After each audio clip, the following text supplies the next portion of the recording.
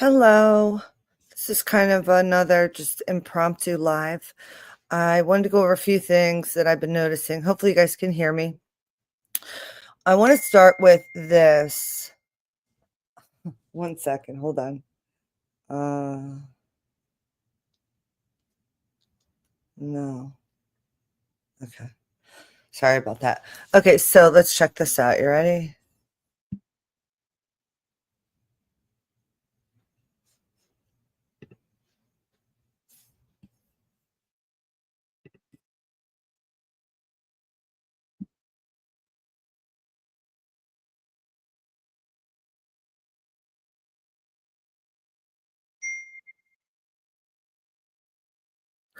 Sorry, I just want to put this here.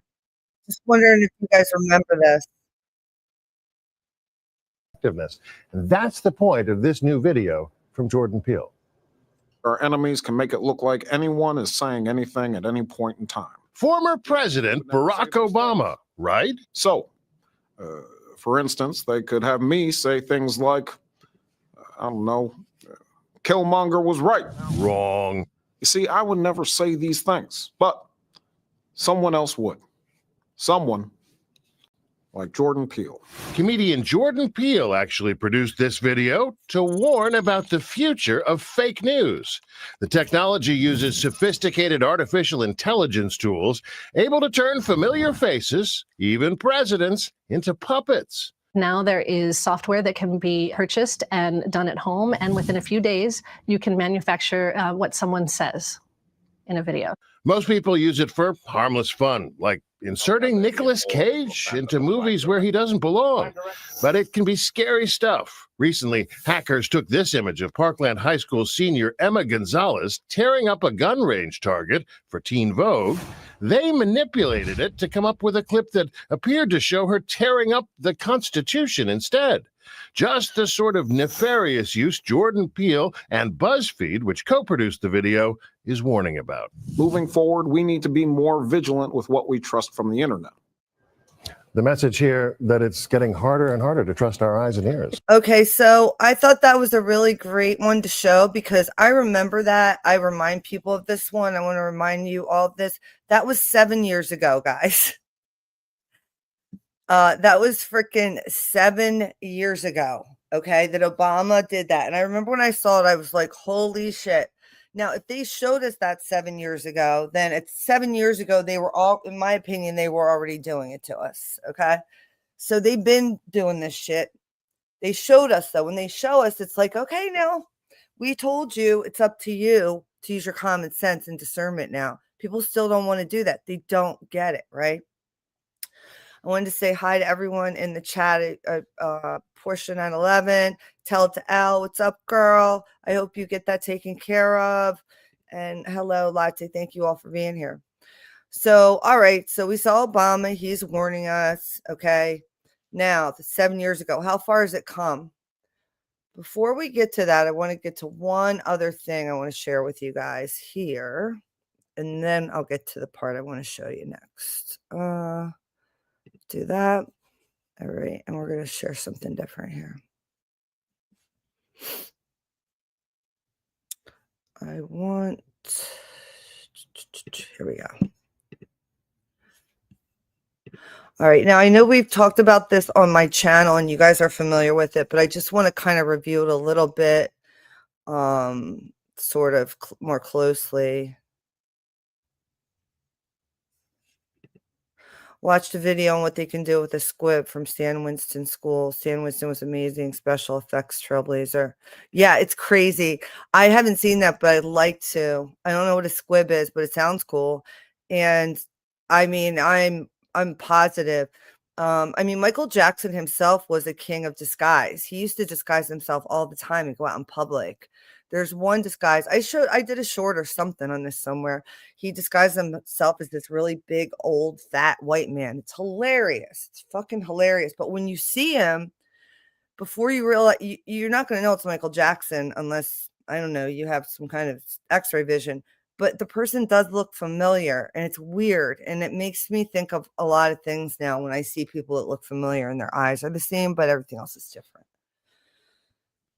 Anyway, so let's talk about the Smith-Mundt Act for a second. Oops, sorry. No. I want to go back here. I want to go over here. And I want to go to, where are we? Sorry, guys. Let's see here. Let this thing go. That's all right. I'll do it here. Okay. Senate Republicans this week said they were taking, now this was on September 18th, 2025. So this is very interesting that this is going to come up September 18th. Senate Republicans have suggested that an Obama-era modernization of federal law governing state-run media organizations open the door for targeted propaganda against American citizens. But experts say the reality is more complicated. Okay. Senate Republicans this week said they were taking steps to restore a legal blockade against the dissemination of federally run media material within the United States, framing the effort as a reaction to, quote, government influence in media. In the days following the assassination of conservative commentator Charlie Kirk, lawmakers and conservative media figures have dialed in on the Smith-Mundt Act, a Cold War-era law that was amended in 2013. As they suggest that media narratives played a role in the shooting, some have claimed the government has, for more than a decade, been permitted to spread propaganda among American citizens, or even that the law applies to independent media organizations. But experts point out that while there's room to improve the ways in which Americans interact with content from government media sources, the Smith-Mundt Act and its recent revision have been largely misunderstood as permitting the U.S. to target some people with propaganda. I don't think that's true. I think they're full of shit. But anyway, it was signed by Truman in 1948. It was initially intended to give the U.S. tools to match Soviet Union's international media operation.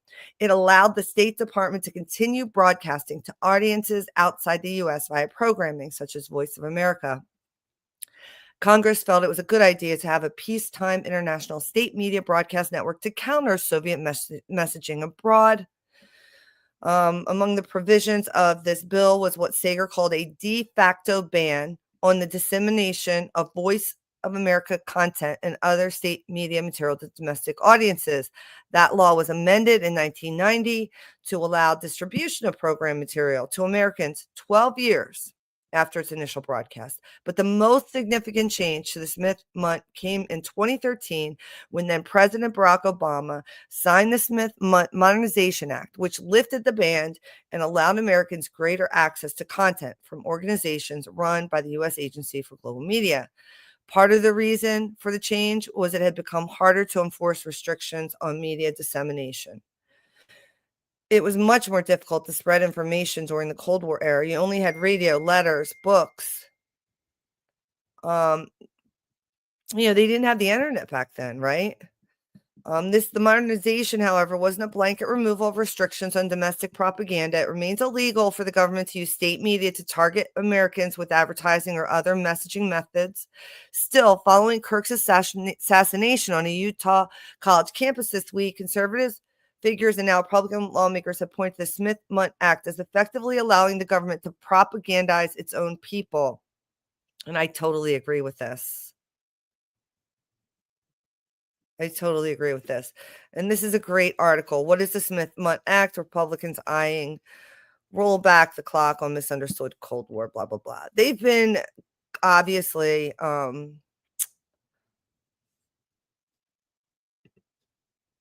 okay. Cool.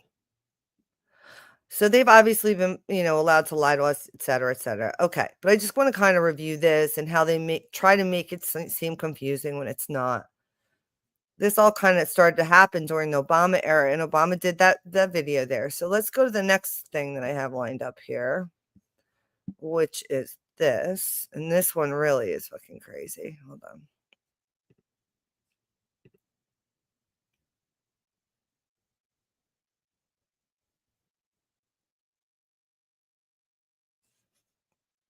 All right, check this shit out, guys. You ready to have your minds blown? Everybody ready to have their minds blown?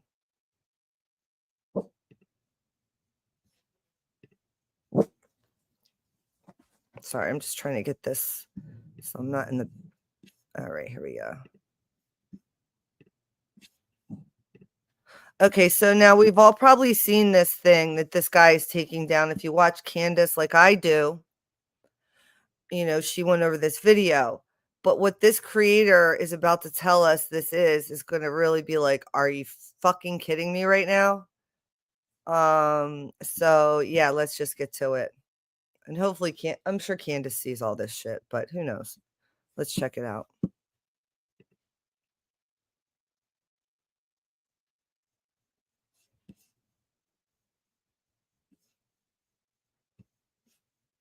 Sorry, I'm just trying to find where I can start the play here. Hi again, this must be a record for me. 2 uploads in 1 week. Hide all the new subscribers from the last video. This is actually the full length video. All the questions what people were asking are answered on this one. Please watch it again if you're unsure. And if you want to share this, I'm going to leave a link in the description. If you can share the original one for the man who done this sterling piece of work, that would be amazing. Thank you very much, everyone. Speak soon. Here it is. Good evening, everyone. I know a lot of you have watched a few minutes of this video when I posted it the first time, and then I deleted it. Even though it had 24,000 views, I didn't want to delete it, but I don't care about the views. That's not me. I don't care about the views. Okay, so now I'm going to do it the right way, okay? There's a lot of things that I didn't add to the video I should have. I tried to rush it, do it quickly, just got off of work, was tired, but guess what? I'm here to redo it, okay? So this is the redo. This is the re-upload, whatever you want to call it. Now, let me say this in the beginning, okay? This is my theory. This is not disinformation. This is not a lie. This is not me trying to trick you. This is what I believe. This is my idea. That's what a theory is, an idea of how something happened. Doesn't mean I'm lying to you or trying to give you disinformation, okay? So let's get that straight from the beginning. Okay, now let's move on with it. Now, I'm sure all of you have noticed online that a lot of people are talking about, why are these people allowed to be in this canopy? Why isn't this marked off and taped off as a crime scene? And why is this guy in the white shirt taking the most very important camera down? What you think is the most very important camera there, why is he taking it down? Well, here's why. Because it's not a crime scene. A crime didn't take place here, and that's not a camera. Now, before I tell you what it is, I want you to get a real good look at it as he's taking it down. Anybody figure out what it is yet? You guys figure out what it here's is? what it is. Do you guys figure out what it is? I'll give you a second to respond in the comments. And let me know what you think. All right, well, let's listen then. It's called a hologram projector. And if you don't believe me, you can go look them up online. And they're not cheap. They're not cheap. Usually 20 to 60, 70, $80,000 for these things. And they come in different varieties. Now, Hollywood calls them hologram stage projectors. Now, you see how Charlie's little tent there is a perfect square? And as you can... You guys hearing this? This is crazy. So this guy, he's saying this is not, necessarily facts, but this is what that looks like. Okay. And a lot of this is starting to seem very, psyop-like to me. Tell it's 10 foot squared, 10 foot all the way around on each square, and it's about 9 foot tall. That's because it has to be for the projection to work. Now, let's explain. The smaller spaces, the projectors can be configured with mirrors to elongate the projection path and maintain picture integrity. Eyeliner displays ideally require a minimum footprint of 10 feet square and a height of 9 feet to show full-size human figures. What you are seeing is a reflected image, which is... Yes, absolutely. I agree with you, Whippoorwill, because You know, a lot of people say, you know, they think I'm a kook when I say there were no planes, because there weren't. There were missiles made to look like planes, and it's not hard to put suggestions. There is they call it mass formation psychosis.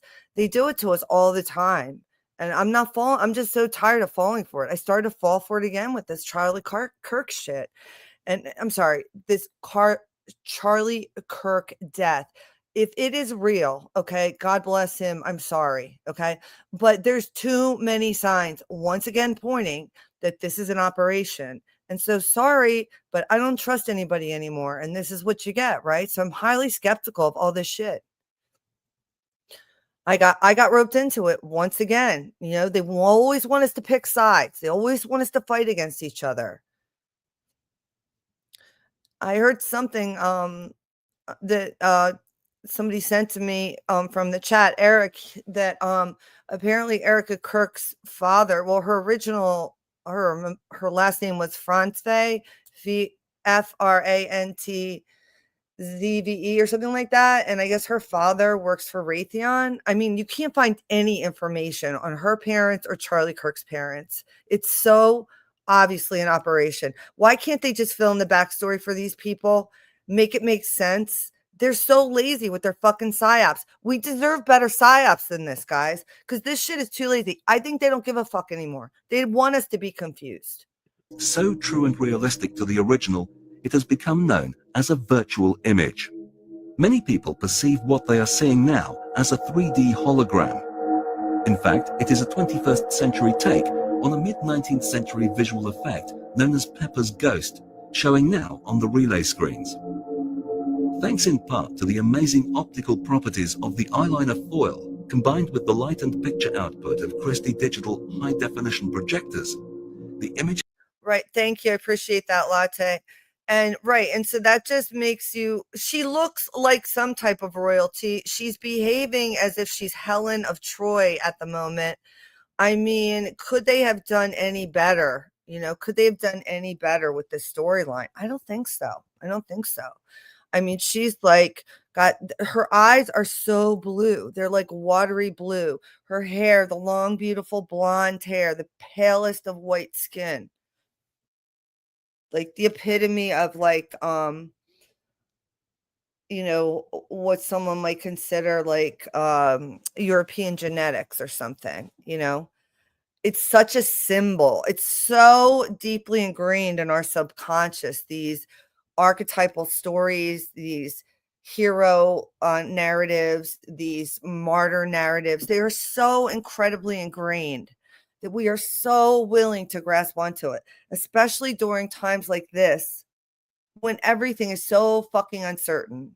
Anything you've ever known in your life just seems like, where do I go to get my feet on the ground?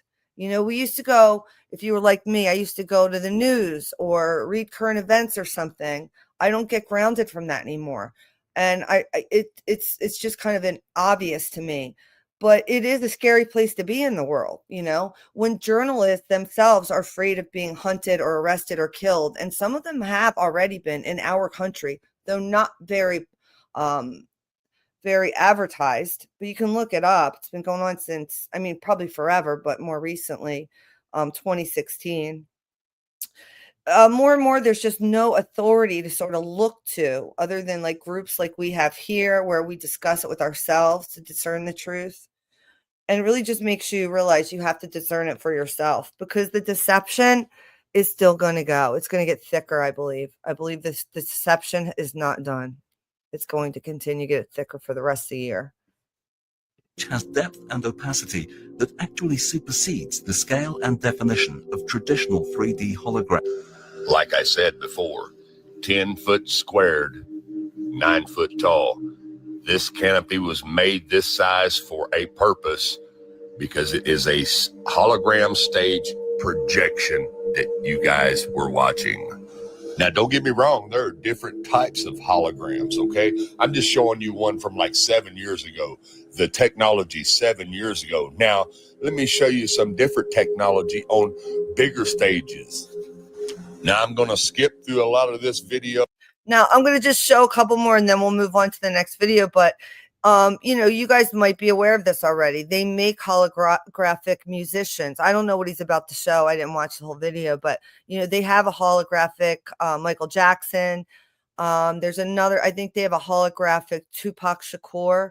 And, you know, it's fucking creepy, right? Because they have the licenses to these people's images and their body of work. So they can just, they probably have fucking real, it's sick what they've done, I'm sure, behind the scenes. But regardless, if they were doing that 7 years ago, right? You know, it's really not unbelievable, you know? So let's take a look. And you all saw that Black Mirror episode probably, right? With the Molly Cyrus. So due to copyright infringement. And also, I don't want this video to be 30 minutes long. I just want to get to the point. I want you to understand how this can be done, okay? If you want to watch the full version of these hologram videos, I'll leave the links in the comments so you don't think you're being deceived, okay? Now let's move on. These performers are holograms. Every series, we take one step closer to achieving all of the sci-fi dreams. It's pretty cool. You'll never have to miss a gig again. The gig can come to you. We traveled to Paris to meet Ian O'Connell, director of the company that put this show on. I recall we were being asked to produce a show from London to Florida where the interaction between the musicians and the audience would be as natural as two people being in the same room. And for all of us, it was an experience that we'll never forget. So how do they beam this band in live? It's incredible that this really is a remote live gig. The signal from London takes less than a third of a second to go all the way around the world and be projected as a hologram on the stage in the US. As well as the hologram making it feel like the band are actually in the room with the audience, the band can see the audience and actually interact and respond to what they're doing. This is a whole new take on live music. But how are the images so good that it looks like the band are really on stage? They look so lifelike because of the angle of the light and the reflective material called mylar that creates this holographic effect. The mylar screen is semi-transparent. The reflective surface reflects the images where the light falls on it, but where the light doesn't fall on it, the audience can see through it. So it looks like there's a person standing on the stage and that there's no screen at all. The projector receives the video signal and projects it down from the ceiling. What I really love about this is that you get the effect of a 3D hologram without those stupid glasses. I still believe we've only scratched the surface with this technology. I think we will see pop-up holograms everywhere. That's it. The holograms are here. We're officially in the future. Now, let me show you how good Hollywood's hologram projection stages can pull this off and make you think you're watching somebody who's there who's not really there. I love being together, although, are we really together? Are we all together in this room? Are we? I feel like we're connected in some way, but maybe. For anyone watching, can you guess which one of us isn't really here?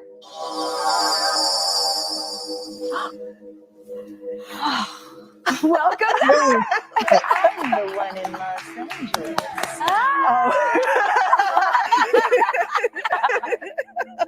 And if you guys want to know how that awesome groundbreaking technology works, just go to our website at thetruebarrymoreshow.com. How fucking creepy is that? Okay. Like, that is so creepy. And honestly, it makes me think that whoever's running my body or whatever is really fucking far away. Okay. Because we found out recently through science that our consciousness resides outside of our body. Okay.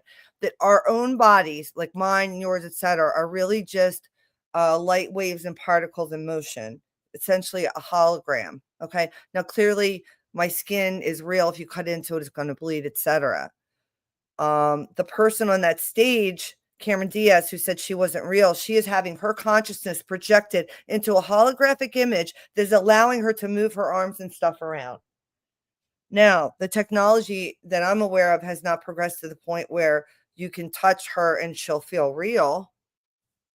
But why wouldn't it get there at some point? And then once that happens, or it's clones I mean, there's so many different methods they can do. And this is what keeps me up at night. It makes me say, I can't do all that. I have to stick to what I know.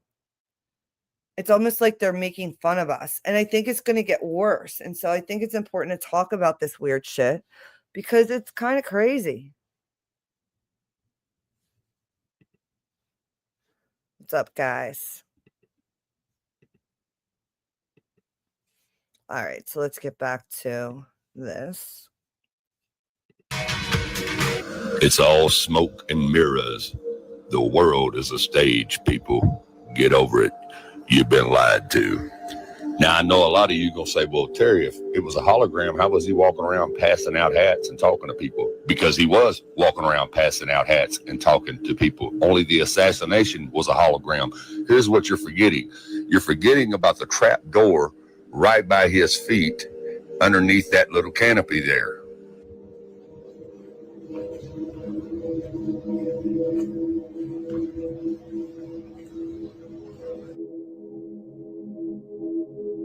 Boss, this is the place he got shot. This is the courtyard where it all happened. It's now open to the public again. I mean, this shit is wild, okay? This shit is just, you have to understand, it's almost like, it's so obvious that they wouldn't be this obvious. They're being this fucking obvious. There's a fucking trap door. I'm trying to curse less, sorry. There is a fudging trap door beneath where Charlie Kirk was assassinated, where he was sitting. And now they're going to show us how they cemented over it. What? Like, come on. This is real-time JFK. You know how many people are looking at this? They know that we know they're lying, and they don't care. They don't care. It's the only explanation for it. This is how pacified we've become. We just sit back and we're like, yeah, it pretty much looks like it's probably a hologram. Yep. You probably, it's a joke. They were just doing it for political reasons or whatever. And then I'm like, okay, but then I'm like, no, wait a second. Then I'm like, wait a second. I'm like, no. None of this is normal. Erica Kirk is not normal. Erica with a K, Eric K, Kirk KK. I don't like that. It's done on purpose. All the symbolism. Look up Charlie Kirk's funeral. You know how you can look up memorials and you can find out where someone's buried? Charlie Kirk's is not like that.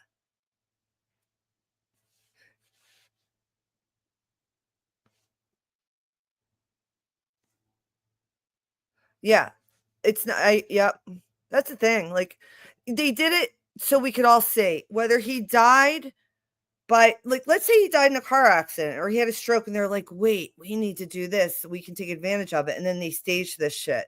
I mean, it's not a coincidence how perfect it all went, and the whole direction of the country, Christian Reich, authoritarianism, the back to the paternalistic shit. I never liked that shit. It went away a long time ago, and we were really kind of comfortably in the middle until the leftists decided they want to be communist and start blowing shit up. The leftists have an anarchy mentality, which I 100% appreciate. People think anarchy is a bad word. It's not. Anarchy just means self-govern. The problem with leftists is they're communists. And so their anarchy involves controlling the means of production of the food and other supplies we need. No matter what, when you give someone control of the means of production, even if you vote them in, they will fucking exploit it. We know this. It happens over and over again in history. Okay? It just happens over and over again. That's why we're here right now. Because once again, we've fallen under this trap of authoritarianism. It is the norm that it will go to if we do not guard our freedoms, if we do not use our voice and speak up and say this is bullshit. It is the norm. Silence is complicity.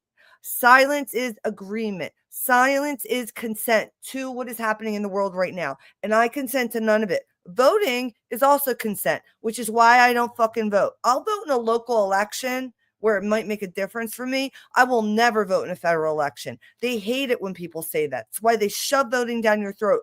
You are participating in this nonsense when you vote. When you cast your vote, the lesser of two evils, how's that other evil looking right now? Trump's looking real fucking evil to me right now. He's looking pretty bad. I didn't vote for him though, because like I said before, lesser of two evils, not good enough for me anymore. Not good enough. Should have never been good enough. Should have never fucking been good enough. You're not going to give me two bad choices and then encourage me to pick one. How about this? How about you sit and spin? That's what I think now. So no. And that's where I really realized that whenever the government's really pushing you to do something like the vax, which we're going to get into at some point later, or, you know, whatever it might be, voting, it's an alarm. It's a red flag for me. And it's true. They believe that if you vote and say you voted for Trump, all the shit that Trump's doing is now on your behalf. When you voted, you went into a contract. You endorsed him. Not saying trying to make anybody feel bad. I'm just saying that's why I think the voting is a scam. And they want us to vote because if the percentages go down, then that means we don't trust our democracy anymore. Democracies never work either, by the way. They always turn into fucking tyranny. Always. So what do we do? Like, you know, I'm very interested in this natural law and no authority above any of us. But I'm not the first person. I have not written books. There are tons of books, there are articles, all this shit. But somehow we always end up back here in this tyrannical space. And right now, it's making me anxious because it's rushing towards tyranny so fucking fast, it terrifies me.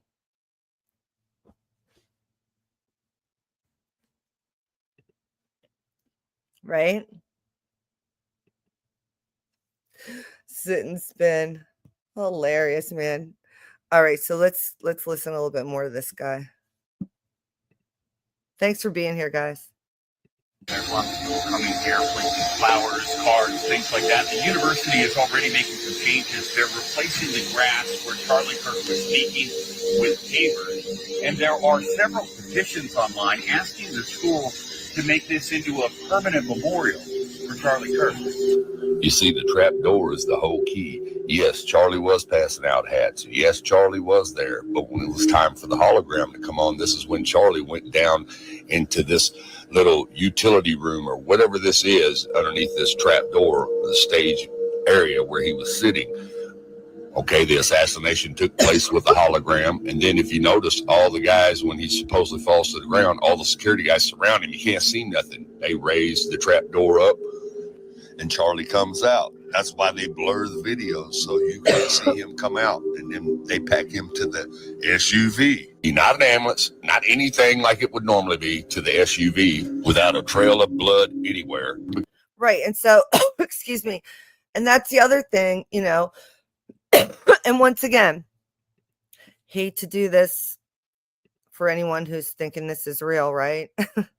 I did for a couple days. I made videos. I got all gung-ho about it. And I'm like, holy fucking shit. They triggered my reptilian brain once again. I need to transcend this shit.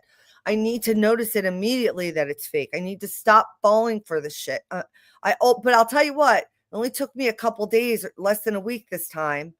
The Trump assassination only took me the Trump assassination, I never believed. It was so fucking phony. There are too many red flags there. There's so many red flags here. Them carrying him to the car and no blood, major fucking red flag. Because the way they made it look, it got shot. The way that it was pumping out, that would have been arterial blood. That spurts. It spurts. Okay, that would have been spurting, and he would have been hemorrhaging all the way to the fucking car. All the way to the car. There's no way possible. Unless they applied pressure on it. Did they put pressure on it? I didn't see. I don't know. Hey, girl.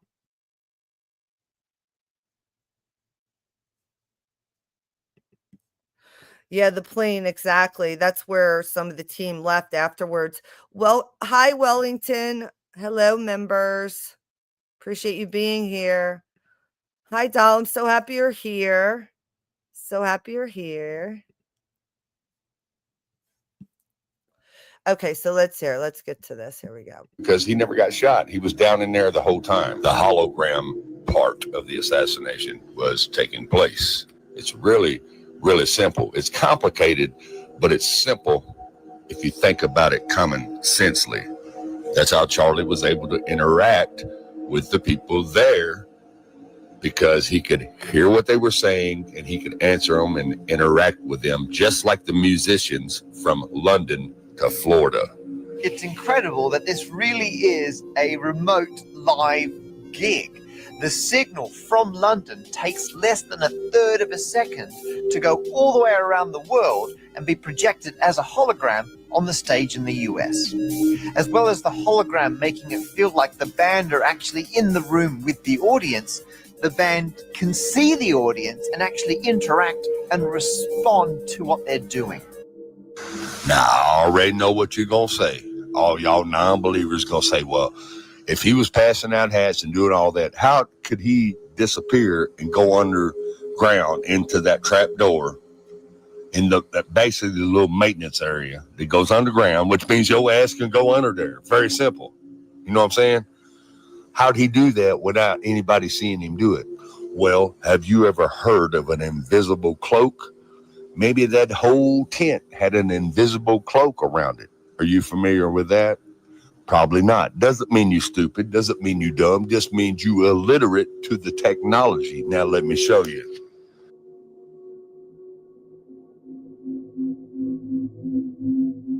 Oh yeah, I mean, that shit's wild. This shit is so wild.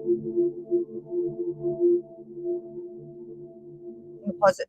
Do you guys, any of my people out there with the vision, I noticed a square thing that looked like that, and I think that's what he's going to point out soon. Anybody else notice that in the Charlie Kirk thing? All right, let's go.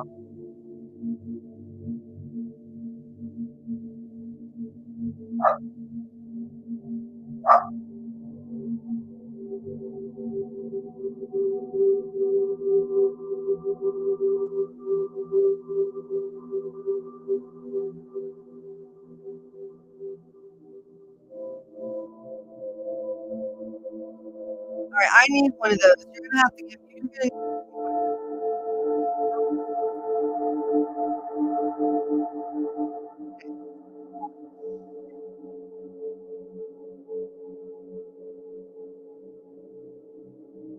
Wow.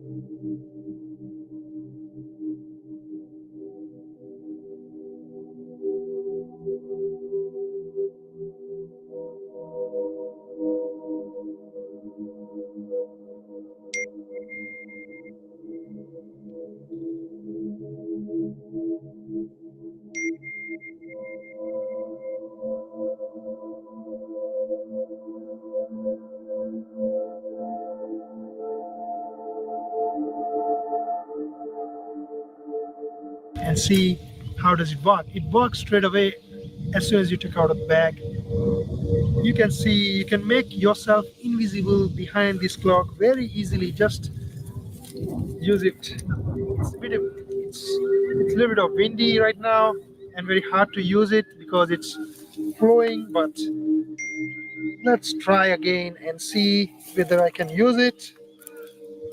Yeah, you can make yourself invisible. I want one. Ha ha ha is right. Give me one of those fucking cloaks, man. I want that. There's prosthetics you can buy on eBay for cheap to make your nose look different, your chin, your jawline. You can buy wigs. It's so easy to disguise yourselves now, guys. And Amy's talking about, and Oda's talking about this in the chat about how this is all military stuff, right? Yep. Which means Idaho 4 military operation, which means this same thing. Military, government, PSYOP operation. And if you don't know why, you just, we saw it at the memorial. We saw what they did, right? We saw what they did. You can make yourself invisible. Now you can get on here and make all the videos about me being a liar and giving you disinformation all you want to. But I showed you what I showed you. That's my theory. What's a theory? It's an idea. It's something that could happen. Doesn't mean it's a fact. It's just my theory, okay? So don't get on here and say I'm a liar. I'm giving you disinformation. I'm giving you what I believe because I understand the technology that we have, okay? All you're doing is showing the real shield that you truly are. That's all you're doing. You're showing that you a bot, a troll, a shield. That's all you're doing, making yourself look bad. And the only people that believe you is the dumb bots. What's a dumb bot? I mean, it's a human who halfway awake, but they will consider and believe whatever you tell them, whatever makes sense to them, because they don't understand technology. They don't understand what's going on. So they choose to believe one scenario, one theory. That's all that is. That's why you seen the chair morph through the table, because they was still in the hologram area. They hadn't shut it off yet. And they was doing this by remote. Now you could talk all that disinformation, lying, bullcrap all you want to, but I'm gonna stand behind my theory, whether you like it or not. If you don't like it, don't watch it. And if you comment and make some stupid comments, I'm gonna delete you. I'm gonna block you. You know why? Because it's my channel. Get over it. Everyone thinks. Okay, buddy, simmer down now. Nobody I know is coming over to attack your ass. Some of these people get so damn sensitive. Somebody attacks your ass, you call them out, you ask them. I always invite, you want to come up and discuss it, debate, no problem. No, you want to be a coward and just drop mean comments in the comment section, whatever. But this guy, really good information he shared. I highly recommend you give him a follow. His name is it says frequency 741, but his channel name is, wait a minute, let me just see what his channel name is. Hold on one second. His channel name is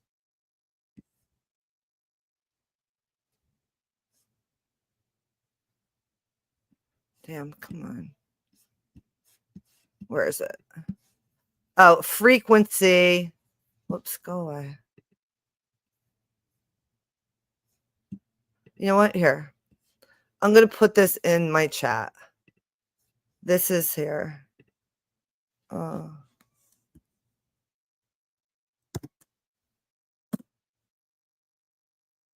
right, that's a link to his channel. Whoops. All right, let me get out of here. Let me get back. All right, so moving on from that.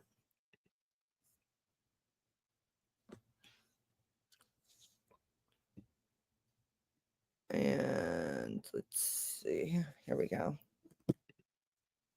Stop that screen. So far we talked about Obama. He warned us of, AI and people faking.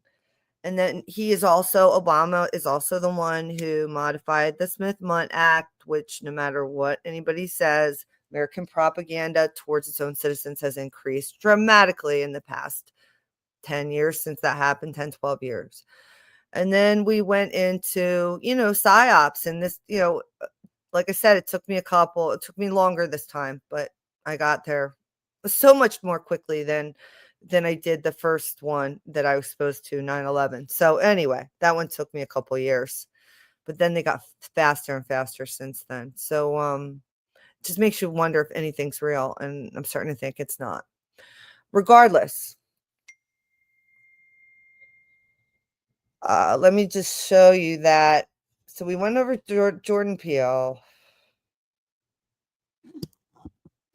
I just wanted to show you guys one more thing.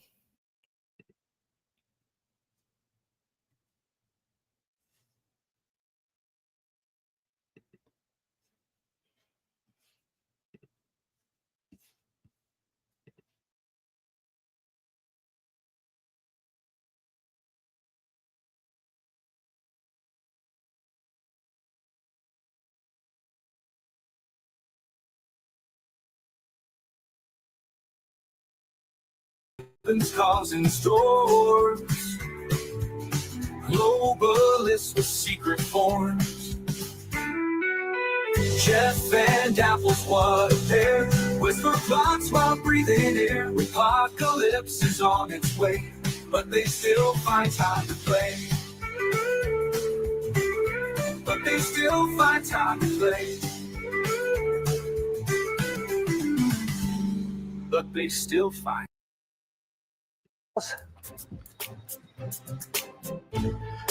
Oh, it is so nice to be back in Mexico after another month of travel.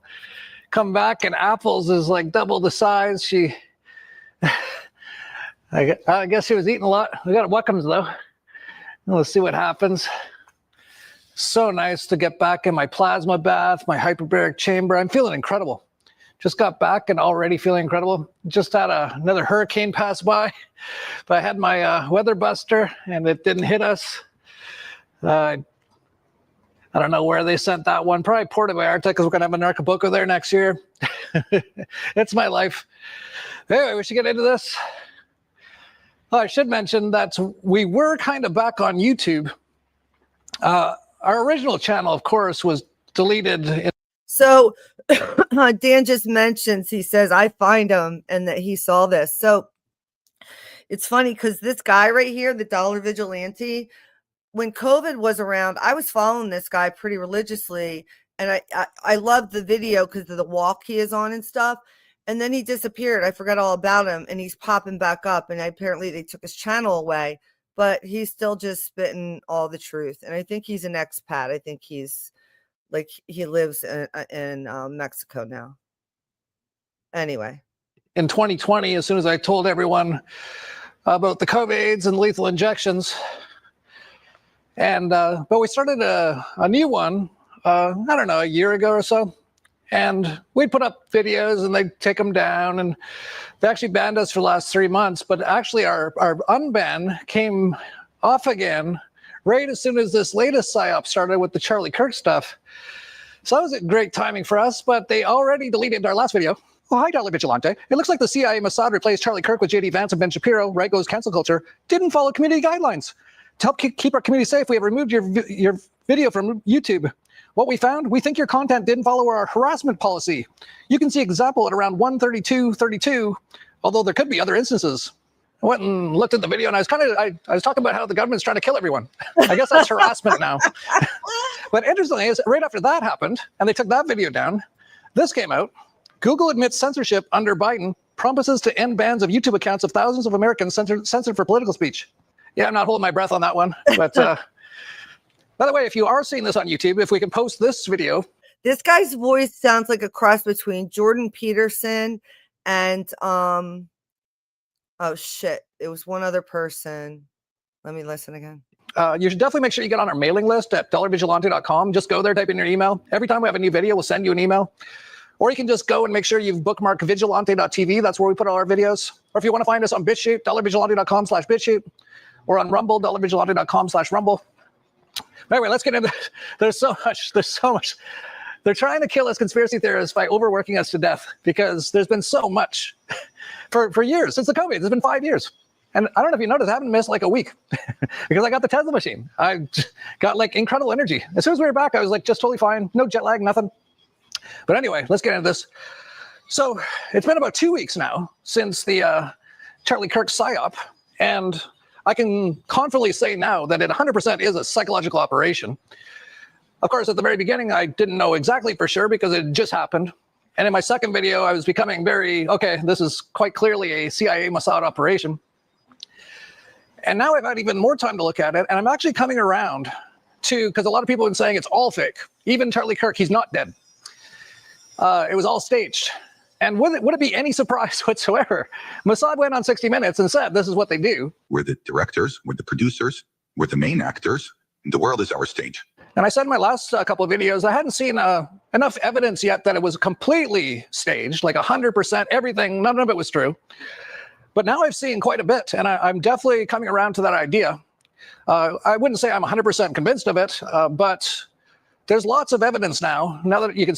Okay, the other person's voice he sounds like is Scott Adams. Those of you who were in the Twitter wars of 2016, I'm positive you know who Scott Adams is. he was the guy who hypnotized everybody with a cup of coffee before he implanted into their brain how they should perceive current events. Do you guys remember this guy? He's also the guy who made Dilbert. He's kind of funny. I've had some interactions with him online. But yeah, so that's what this guy's voice is like. To me, it sounds like Scott Adams, Jordan Peterson combo. I don't know. Maybe it's just Canadian, and that's what it is. We're starting to dig up lots more video and see what actually happened. And you know, they've got like Hollywood people that have like the blood packs and everything. So that wouldn't be that surprising if they did that. Hey, Bunny, and anybody else in the chat, please ignore this stupid bot. I have to get rid of it, and I forgot to. It's not me. I'm not doing that. The bot is doing it on its own. So just ignore it, okay? Because I'm not yelling at you. I love all you guys. The bot is a Nazi. Stop. I also found it very interesting because you can see it from numerous different angles. He gets shot, and you see this blood pouring out of his neck.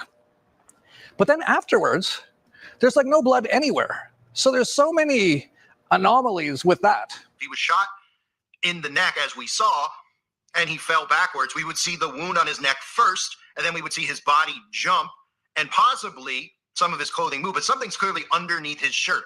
That is very clear to see. That is popping up. Watch again. In his shirt, as he falls over. Okay, ready? Move back, rewind, watch again. Pump, opposite way. Now forward, pump, up, out of his actual shirt. So there's clearly a mechanism in place.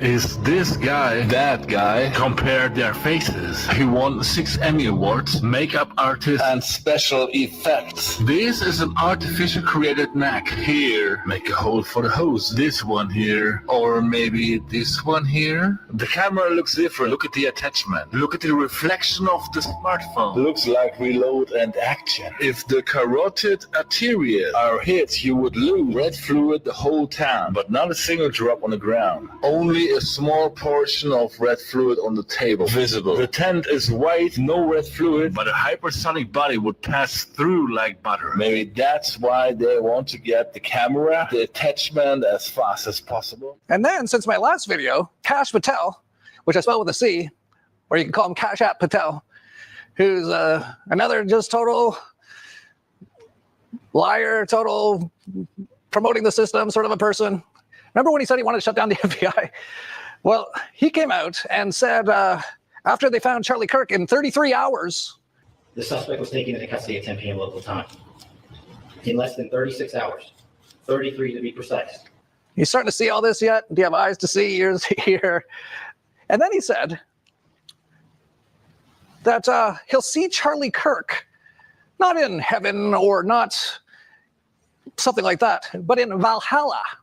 These connections keep getting weirder and weirder. So right at the end of this press conference where Kash Patel announces that they caught Charlie Kirk's killer, Tyler Robinson, Kash Patel ends it with Charlie Kirk, I'll see you in Valhalla. Lastly, to my friend Charlie Kirk, rest now, brother. We have the watch, and I'll see you in Valhalla. Now, what's interesting is that one of the pictures that they put out of Tyler Robinson shows Tyler Robinson in his bedroom next to his computer. On the computer is a picture of an island. That island is called Goat Island, and it's located in New Zealand that has a retreat called Valhalla. Isn't that weird? That's just weird. So that was interesting. So if you go look up Valhalla Witness Protection Program, Valhalla Motion Pictures is developing a film titled Nameless, which is set in a top-secret facility operated by the U.S. Marshals Federal Witness Protection Program. The program itself, known as WITSEC, is designed to protect threatened witnesses and their families during legal proceedings. And if you go to the Go Ask AI, is Valhalla related? Yes, Valhalla relates to the U.S. Marshals Service Witness Protection Program. I believe that. Valhalla is the place where the U.S. Marshals take people into the witness security program. They're protected there for a while before they go to their newly assigned locations. They drop all kinds of hints and clues. It's just incredible. In other words, Kirk is in the witness protection program. Holy shit. Did you see that? And that's what I'm saying. Like, and hopefully it's obvious to everyone why they would stage this, why it would be staged. I mean, they did it to Trump to help him win the election, but it's oh, it's too much. And I think the thing that people still can't get their head around, most people, maybe you can, most people can't, because to get your head around it, it's mind-boggling how many people are involved in all this stuff and how they do it so well. And it's all an operation. And basically, that's what all these governments really are, especially the bigger ones, the US government and stuff like that. They're all controlled by the same people. And they're just constantly doing all these things. And they'll do things, blame it on this group. They'll do it to distract you from something else. It's just like nonstop. 9/11, all this sort of stuff. World War II, all of them. They're so good at what they do and so evil that your average person can't get their head around it. I'm not saying Charlie Kirk is not dead, but there's a lot of reason to think that he might not be. Not that I really care, because if you think about this, what's actually going on? You've got this unbelievably evil group who's basically got most people enslaved on Earth and got them brainwashed. And whether they killed Charlie Kirk or not, they did this. This was all an operation. And I'll get into this. We got another hour and a half probably going to talk about that. I got lots of evidence, lots of information. It's very, very clear. And I don't think your average person even can still get their head around it, because if they did, if they could, they would stop listening to any of these people ever, all of them, every single politician, everyone on the mainstream media. They'd stop paying their taxes. They'd stop, hopefully, using their currency. And they'd probably, because a lot of people are quite violent, probably go and like hang all these people, like all of them. Well, I think there is a sentiment that's sort of feeling that way in the country. You know, there's definitely that sentiment. Obviously not encouraging that, but in case you couldn't tell, like there's just a lot of spurring on like some type of violence and civil war and stuff like that, so. But they still can't get their head around it. They still think that, some of these people are the good guys. And I've heard like the Q stuff, which to me, and there's lots of evidence of it, is a CIA operation as well. That's how good they are. They've got operations. They've got $1 trillion budgets. This is what they're stealing most of your money for. And they've got like black ops on black ops. They got like, when ISIS was fighting Al-Qaeda in Syria, that was like the CIA's guys versus the military guys, the U.S. military. You hear all the time about people in the U.S. where there's like an undercover cop like tries to trap another undercover cop but doesn't know he's an undercover cop, and he's with the CIA and the other guy's with the FBI. And yeah, there's so many of them, and they're all over the place. They're doing all these things. This world would actually be so peaceful without all this stuff that they all do all the time. But anyway, since people haven't still figured out like even 10% of this stuff, but they are starting to figure out some of it. So that's kind of cool. It's the apocalypse, the lifting of the veil. Let's just go through some of this stuff and see if anyone ever figures this stuff out. And since my last video, one of the biggest things was people were noticing there was no exit wound. And we'll get into the size of the bullet that they say it was. Like, it's impossible that he would get shot in the neck and it would not go through his neck. And then the mainstream media came out with all their propaganda. Here's Fox News. Surgeon says Charlie Kirk's body stopped bullet in absolute miracle. Which is the biggest bunch of bullshit. And that's again, like, see, like they sucked me in. Okay. They totally sucked me in. And, and then I'm just like, and now I'm just pissed again. I'm just pissed. And like, I don't know how you guys feel about it, but I no longer believe that there's too many red flags. There's way too many red flags. And, I don't know. Is Candace Owens going to call this shit out? I mean, if it's her, hey doll, if it's her best friend or friend, I would suspect she will.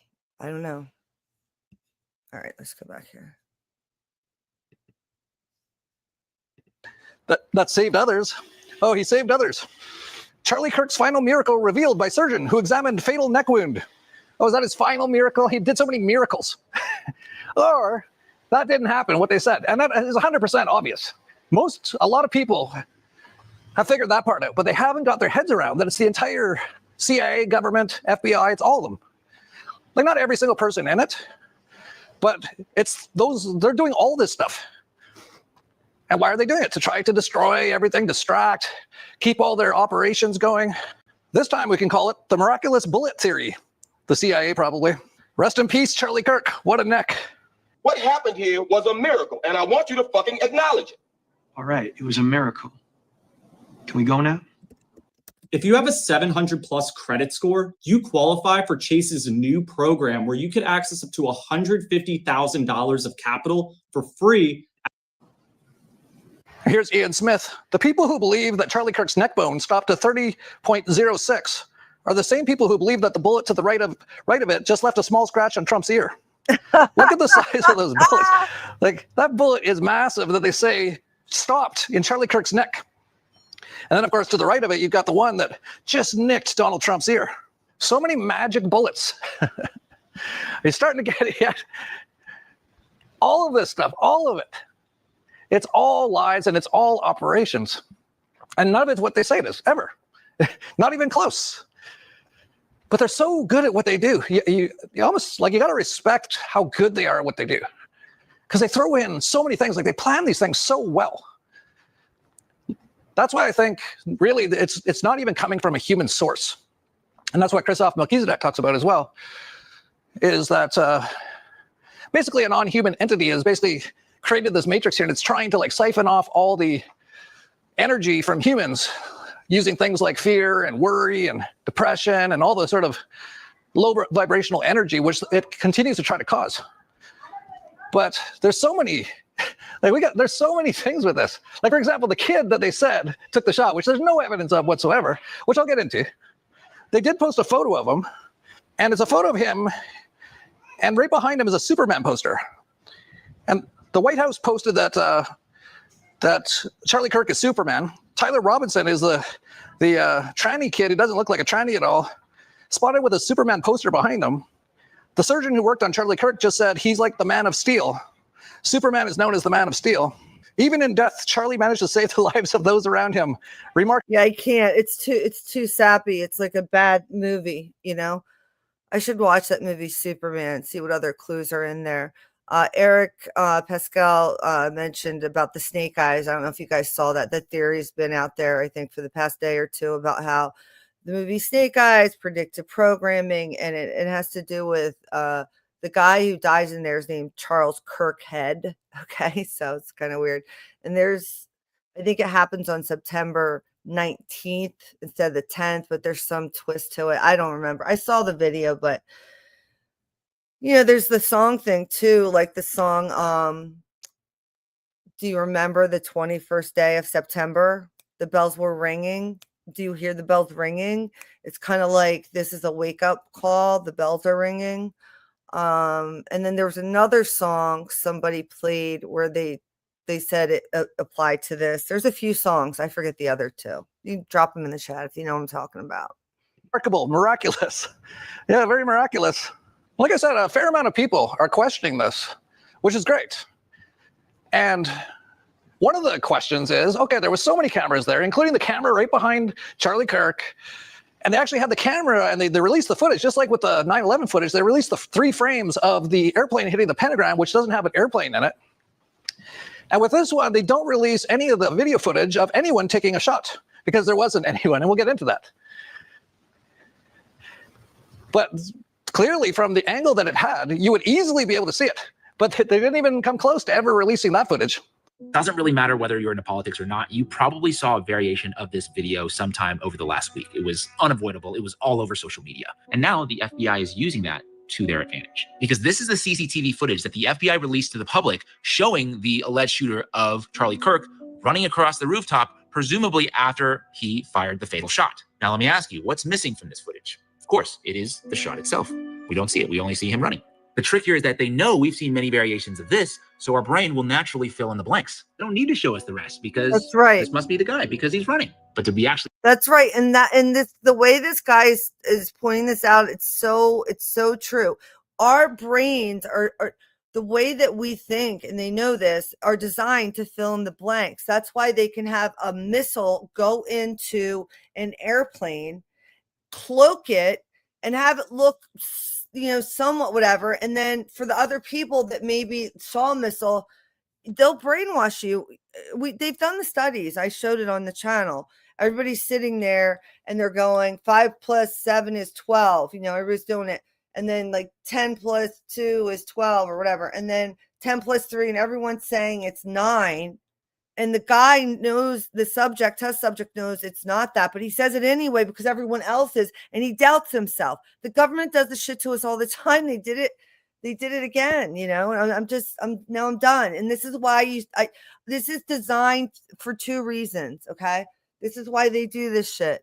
They do this to people like us, because they know we see it. They know that there was going to be a percentage of the population, like somewhere around 20-30%, that is going to see through their bullshit. Okay. That's us. And then there's the other part of the population, unfortunately, the large part that doesn't see it. They just go along with the narrative. So, but either way, it ends up causing suffering, because for me, it causes suffering. I don't know about you, but I suffer emotionally because it's just one more fucking thing. It's like, you guys, just all of it's fake. And it's demoralizing. Honestly, it's completely demoralizing to have been this ignorant to this shit for that long. It's demoralizing. But then I say, you know what? No, fuck it. Fuck it. It's actually, after a while, kind of hilarious, because you realize they're all acting. It's so insane. It's like I can't unsee any of it now. I don't believe any of it. The lame ass hug with Trump and Erica, it was just so cringy. It was so cringy. Her acting, she was acting. The way she walked out and she sat there, and then they waited for a crescendo in the music, and she looks up, and then more dramatic music, and then she starts to pray. I mean, it was a Hollywood fucking production, full on. And I don't care how strong you are. If you're doing that after your husband got what happened to him, you're prepared. It's his handler. She's like 6 years older than him. She'd been with the Trumps for a long time. Trump is probably the one who suggested, for her to apply for a job and to go try to marry him. I'm not doubting that she loved him and they had beautiful kids. I'm not doubting any of that. But when you start finding out what her background is, her father works for Raytheon, and she's got a Swedish royalty in her background, and there's Israel ties once again. And then Charlie Kirk, his fucking family are ghosts. I've looked it up. I know that Charlie Kirk's father is an architect and did work on projects with Donald Trump, including the one in Atlantic City.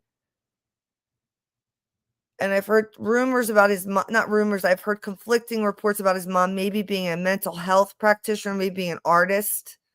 These people are ghosts, though. You can't find them anywhere.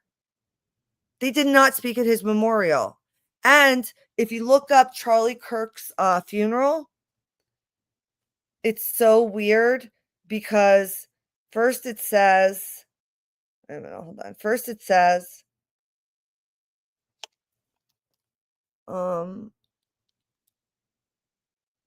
here, Hanson Mortuaries in Phoenix, Arizona is in charge of arrangements.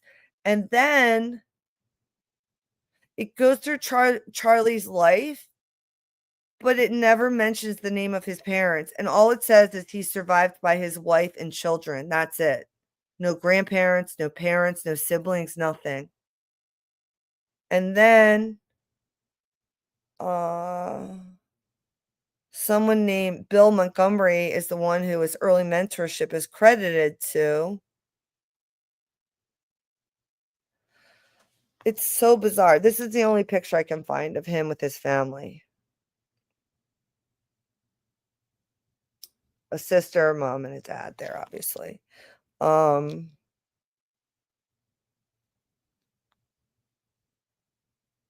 Just bizarre.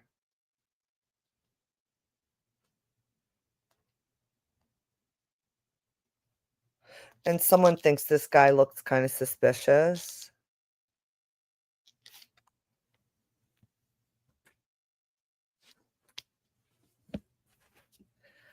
Yeah, Eric had mentioned it earlier, and I actually was just talking about, I don't know if you heard me talking about Snake Eyes and how the character's name was Charles Kirkwood.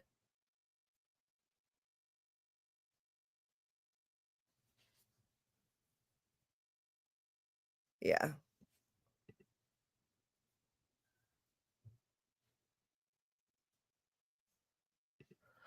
Yeah, I won't believe it until I see his parents come out, and I don't think his parents are ever gonna come out.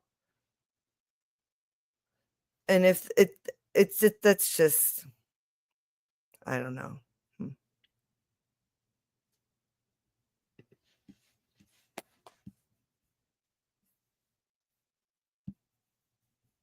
Sorry, whoops, let's get back over here.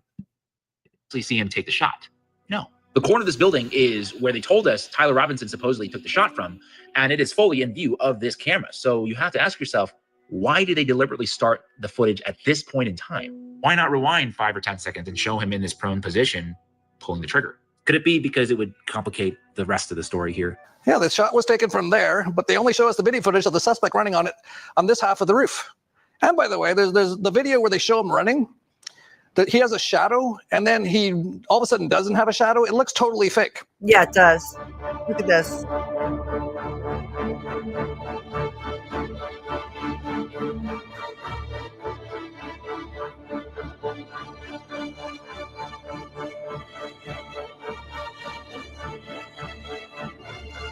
Looks like they're trying to cover another person. There's two people there, and they're covering one up. That's what I think.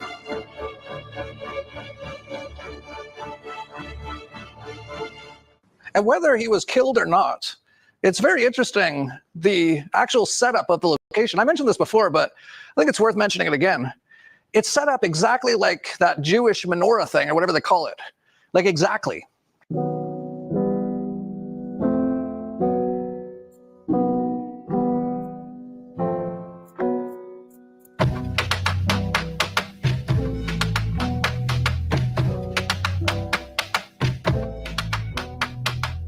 Is the media totally presenting the truth when it comes to Israel? Just a question. You know, that mean we shouldn't believe everything. That mean we shouldn't believe everything. Here too, but they got Charlie Kirk, and it's just heartbreaking. Who's they, BB? Who's they? You got Charlie Kirk. And I've mentioned a few of the very strange things all around Charlie Kirk, like his bodyguards, who were Israeli bodyguards, all of a sudden doing like hand signs and stuff, like right just the second before he got shot.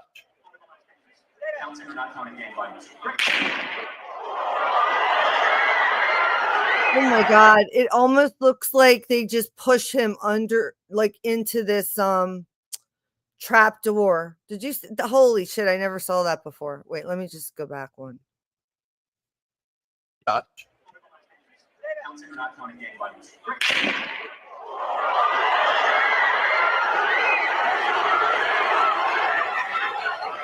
And then we showed there was like the super CIA looking guy, all with his like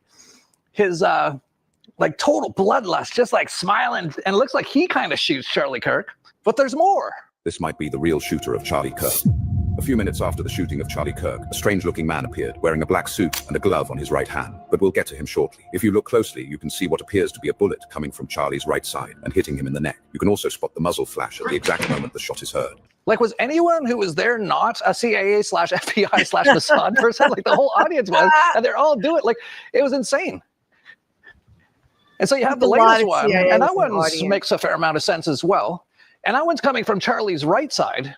And it's interesting because one of the Turning Point kids was asked, and he starts to mention that he heard or saw or something, the shot come from Charlie's right, not from his left.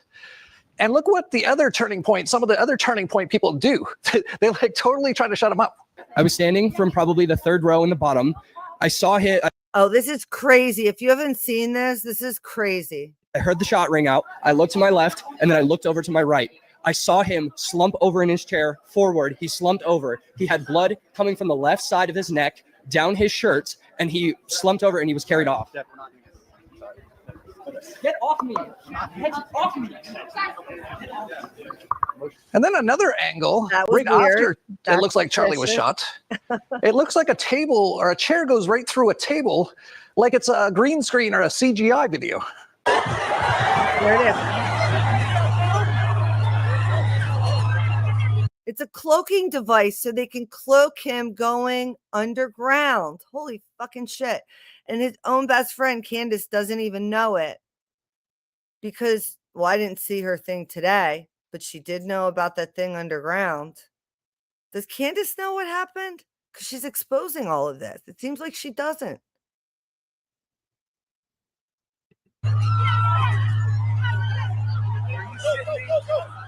Well, that's strange. A lot of strange things. There was also a trap door right under Charlie.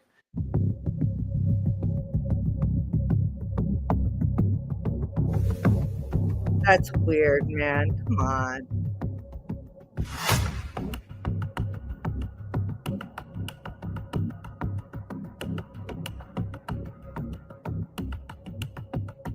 There's some people saying that the actual thing came up through there.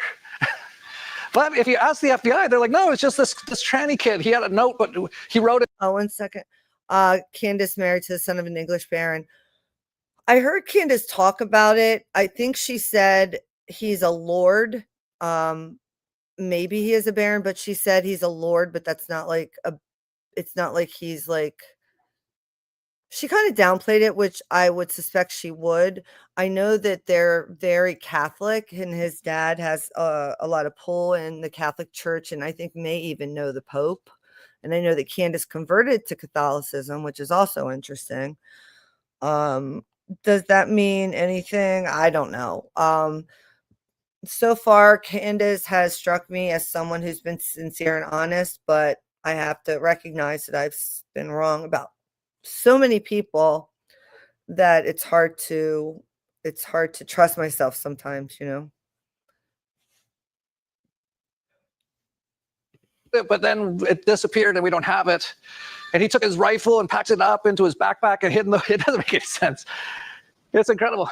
But, you know, I'm sure the FBI is looking into it. But what's interesting is Kash Patel fired the top people at the FBI in Salt Lake City, where it was, just like a week before.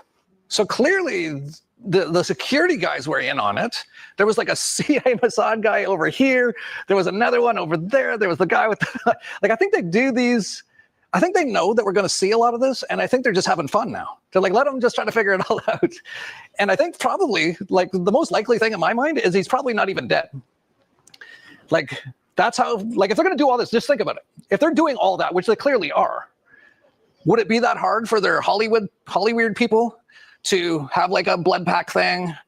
Because it's weird because like it looked like blood gushed out right after, but then there was no blood on the ground afterwards, which you'd think there would be, right? That's supposedly his major artery. You'd think he was bleeding out.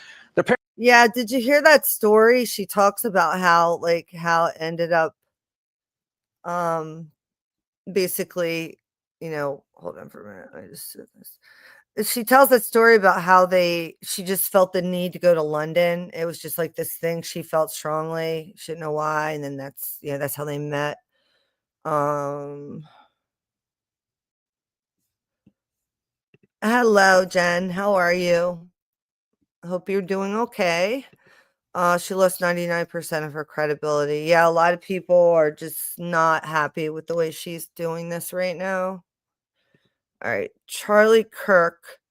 Part 2, flat out truth. Okay. Okay, should have never doubted you, doll. Thanks, latte. Michael Farmer, Baron Farmer, member of the House of Lords. I'm sorry to hear that. I'm sorry.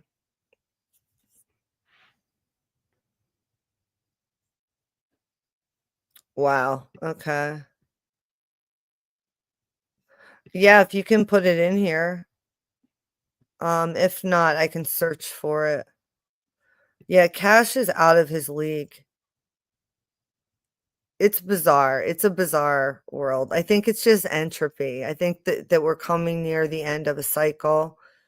I'm not afraid. No one should be afraid, but like we're coming near the end of a cycle and things all of these loose ends have their own tunnels and reality tunnels, and it's going to become more and more and more chaotic. And so you have to find things to ground yourself. I'm realizing for me, so I don't believe so. Wellington. Okay. No.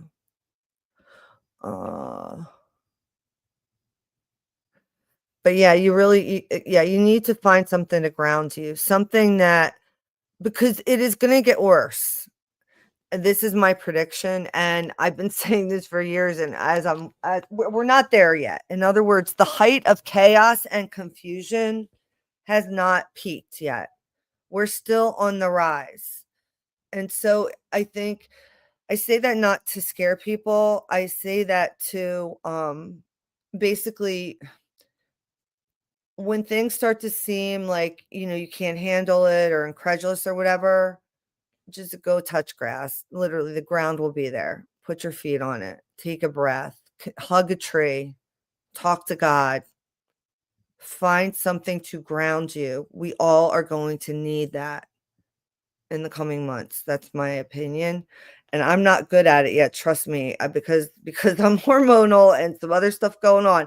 I have trouble grounding myself. And so I realized that, and that's why I'm talking about it to everyone here. See if anybody relates to what I'm saying, and then sort of making a commitment. So no, it's fine. Hey, all opinions are welcome here. Oda, all opinions are welcome. Okay. So please, and I notice everybody is being respectful, so I appreciate that. Yeah, I kind of more agree with Allie. I don't think she's lost credibility, for me at least, but that doesn't mean, I'm right or whatever. Everybody's got their things. And here we go. Bunny relates. So there you go. So everybody's got, we all have our opinions on it. All right, let's go here. Apparently was no blood the whole way. They drove him to the hospital. They said there was no blood. But who knows? Who knows? But this is so insane. Not to mention Charlie Kirk was on with another Jew, Bill Maher, and they were laughing about how they both use Israeli security guards or security. Of course, it was wedged between the two giant Israeli bodyguards the whole way. If you want security, the Israelis know what they're doing. Exactly. So it was not the vacation I planned, but... Yeah, a bunch of Israelis involved again. Seems to be the case. I'll get into that a little bit later as well. Seems to be the case a lot. And meanwhile, a fair amount of people, not a lot though. Like I haven't seen a lot of people like believing the story, but the thing is they're just like, well, Kash Patel might just not be smart enough. So he didn't know this. You see people on X like, hey, Kash, look at this guy, the CIA guy doing that thing. Like Kash is reading it like, oh, I didn't know that. No, they're all in on it. That's so funny to me, because when he says that, it makes me think of like YouTubers who are like, yeah, and they're watching my videos because I'm cracking the case or whatever. It's like, come on, man. Like, stop it, And like people who are giving Kash Patel advice. Exactly. Like, fucking stop it. Kash Patel has got to be a Mason. Number one, he's a Mason. So he's in the in crowd. Okay. So whatever he's doing, it's because that's what he needs to do. He knows exactly what the fuck happened. Okay. How much they even tell Kash? Who knows? Like he's basically an idiot. Like he might not even know exactly, but he's told to do all these things. Like go fire the Utah FBI people right before the event, so no one can look into it. Then we'll have our guys tell you what happened. Yeah, it was this tranny kid with a rifle, and it was Alejandro Villegas. I hope I said that right. Alejandro Villegas. I would say this sounds pretty far-fetched. Can you imagine being separated from your family for life for protection? Charlie and Tupac are together, I guess. Listen, whoops. Hold on 1 minute.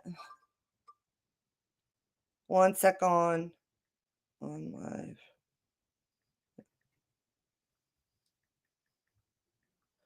Oh my gosh. I can't stand spell check. Why does it always do that?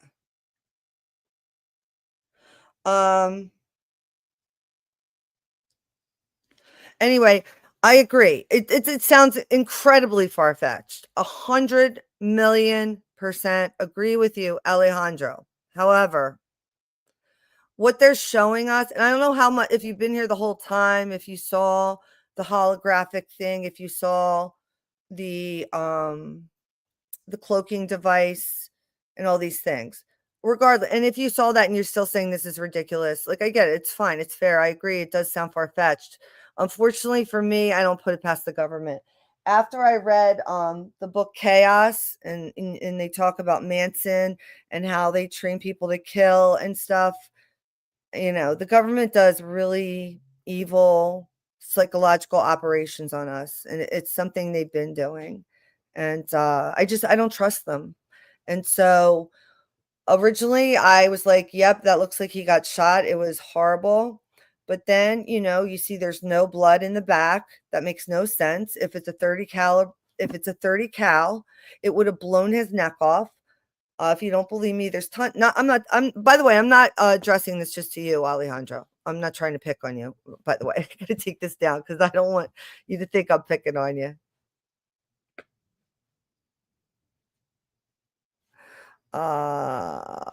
Hold on. Sorry, guys. I just didn't want to leave this up for so long because I welcome dissenting opinions or whatever. So what I'm trying to say, I'm just telling you that the caliber, it can't be a 30 caliber, and that's what that is from the gun, if we're expected to believe that's the wound it left, because I've heard a bunch of hunters, but not only heard them, saw them mimic it, and it would literally have blown his neck off. His bone, his vertebrae are not made of steel, unless unless, you know, he had some kind of like operation that put steel rod in there that we don't know about. I mean, I don't know. People get fusions and cages and stuff in their neck. He's too young for that. It's not steel. The bone didn't freaking stop a bullet. Stop it. And then they even have Alex Jones talking about how it goes, oh, it goes like this. Oh, it's like this. And it's like, Alex, come on, stop it, man. Stop having a meltdown because Owen Schroyer decided to leave. Did you see that when Alex lost his shit? All right, sorry, got sidetracked. Let's get back to it. Unregistered rifle from like pre-World War I era and stuff, so you can't even trace it. And who knows? Like, I don't know exactly all the details, but this is clearly like an operation. But there are some people who are just, it's incredible because they were starting to get it. With the COVIDs, they're like, yeah, the government's lying to us. The mainstream media is lying to us. Then they get in their guys, and they're like, yeah, now Trump's saying, and Kash Patel and Dan Bongino. And they're all like, well, the Epstein stuff's a hoax. Which, by the way, hear anyone talk about the Epstein stuff for the last 2 weeks? Another kind of very fortunate thing for them that such a big event happened. And but some people just believe that because they're under basically mind control. They've been told their whole lives, you know, the government, they got all their cop shows, their CSI crime scene investigation, which there was nothing like that for this. I'll get into that too. I got so much to talk about. And they believe these guys are actually trying to look into it. The Epstein cover-up crew told me it was just a crazy 22-year-old lone wolf leftist, and I believe them. Make America great again. Then you got another actress, Pam Blondy, who's a psychopath. And when asked about it, she's like, oh yeah, it was a radical leftist. That's the problem. Got to get all this left-right stuff all riled up. Yes, who killed Charlie? Left-wing radicals, and they will be held accountable. So will anyone in this country who... Can someone fire this biatch immediately? Oh my gosh. This girl, this woman, she needs to go immediately. She says really dumb shit, although she did give us an idea of the draconian speech laws that they're going to try to put on the books. Commits a violent crime against anyone, and the death penalty, thanks to Donald Trump, is on the table again. But it's clearly not that. So all these people are just liars, actors. That's the thing that people still don't get. It's because of mind control for their entire lives that they think all this stuff is like legitimate and not actually incredibly smart and well organized and super evil group that keeps doing all of these things to keep causing all this chaos. And here's something interesting. I talked about this George Zinn guy who was at 9/11. He saw the planes hit the towers. He was there when Charlie Kirk supposedly got shot in the neck. Oh, by the way, I don't think it was the Boston Marathon bombing he was at, but he was at a Salt Lake Marathon. He phoned in a bomb threat or something. But anyway, here's something interesting. So that he comes out right away and says, I shot him. Like, who does that? Like, if you didn't shoot someone and someone just got shot, it looks like, What kind of person goes, it was me? A person who has been MK Ultra, the person who's been brainwashed and hypnotized and told when this happens, do this. Their subconscious is so trained. Pavlov's dog, anyone, right? You guys know what I'm talking about. Pavlov's dog, that's who does it. We are so easily trained. We are all fucking trained, every single one of us, right? So this George Zinn guy, or Zim, it's funny, his name, it reminds you of Zimmerman, George Zimmerman. They always use these similar sounding names in these operations. I don't know, to be funny, to laugh at us, I'm not sure.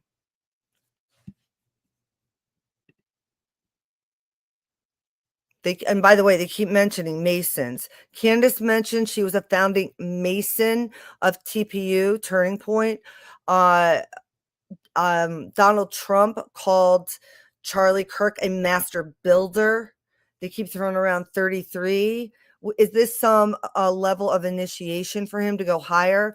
I know you mentioned that seems kind of crazy or silly or whatever.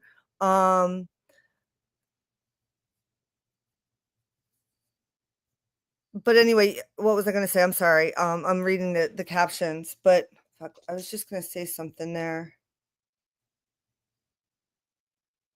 Something about Charlie Kirk. That's all right. I'll come back to it. So I can't read comments when I'm trying to. Yeah. Great to see you. All of this is too crazy for me. It's fascinating. We should be aware, but like you say, I got to stick with what I know. LOL. Just wow. Yeah, I mean, it's nuts, right? It's nuts. Yeah, she has to go. She's just. Oh, that's what it is. It's the hypnosis, it's the hypnosis. But yeah, she's the worst. She's not qualified for the position whatsoever. She really isn't. She's the worst. You kind of have to be kind of crazy or a crisis actor sent there to do that, just like you were with numerous others in the past. But here's something really bizarre. Charlie Kirk assassination, man who allegedly faked Kirk killing confession, gets child porn charge. George Zinn was arrested at the scene of the September 10 shooting at Utah Valley University after shouting, "I shot him, now shoot me." He later told investigators he faked the confession to help the real suspect escape. According to a probable cause statement, well, maybe someone might want to ask him who the real suspect was. Oh, he's working with the tranny kid? Is that what he's doing? All right, so I'm going to pause this for a minute because we've watched enough of this. This is Dollar Vigilante. Highly recommend you go check out his channel. The one before that was Free Quincy 741, Free FREEQUENCY 741. So those are two really good channels. Now, I agree with you. Crazier is better. The seeds of chaos and confusion, like we were talking about earlier. We all want to have something that's going to ground us. Some of us have it, some of us don't. My grounding used to be alcohol. I was an alcoholic. I'm no longer an alcoholic. Then my grounding was my relationship. And that wasn't a good thing to use for grounding, especially when the person you're in a relationship with is not very nice. They're emotionally not nice to you.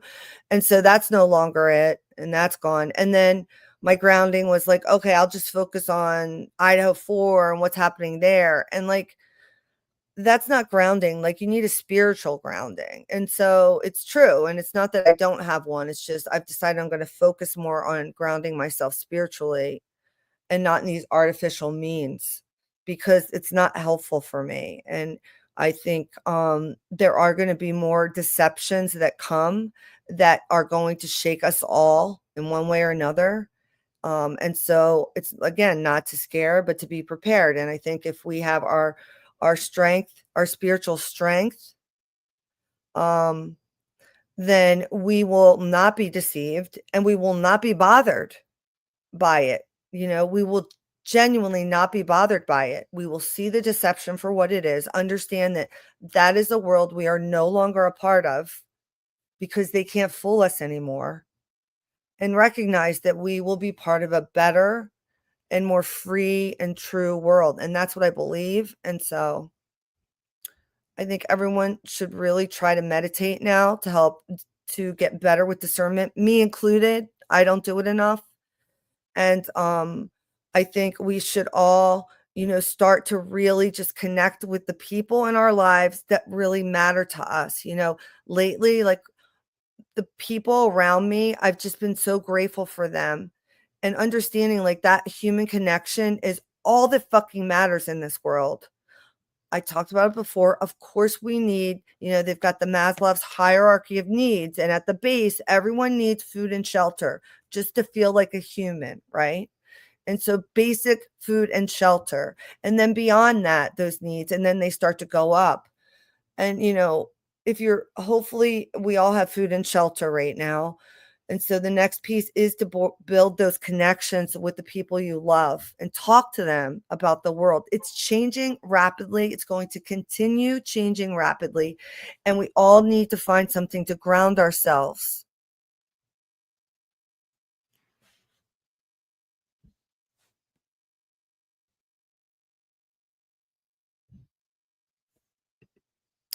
Right. And this is why, right, Jen? This is why these kind of things sound terrifying, right?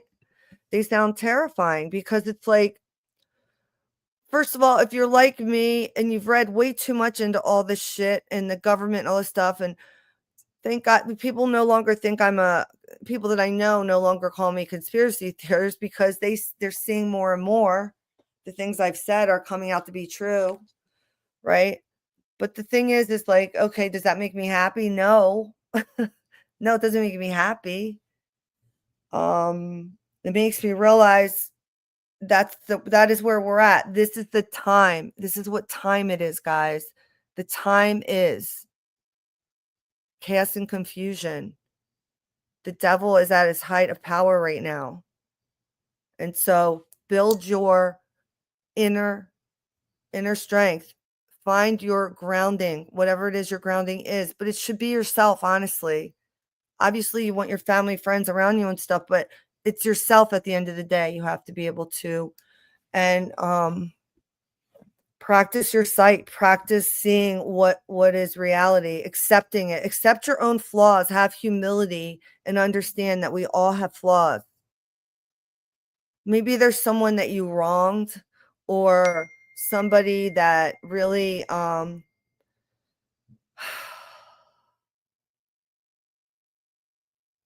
sorry, I'm reading the chat. I bet I've gone down the rabbit hole.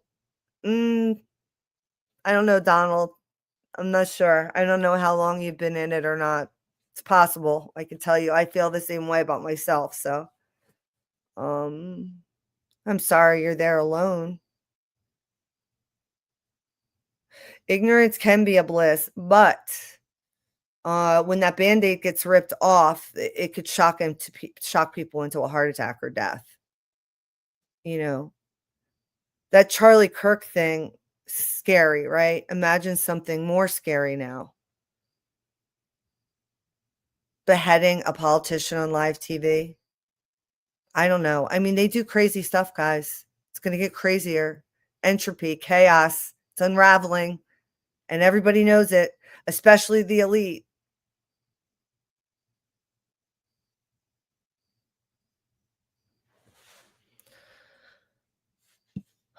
All right, so let's go back here. So now let me remove this one here. And that. And then let me see. There was something else I wanted to share here with you guys. Hold on.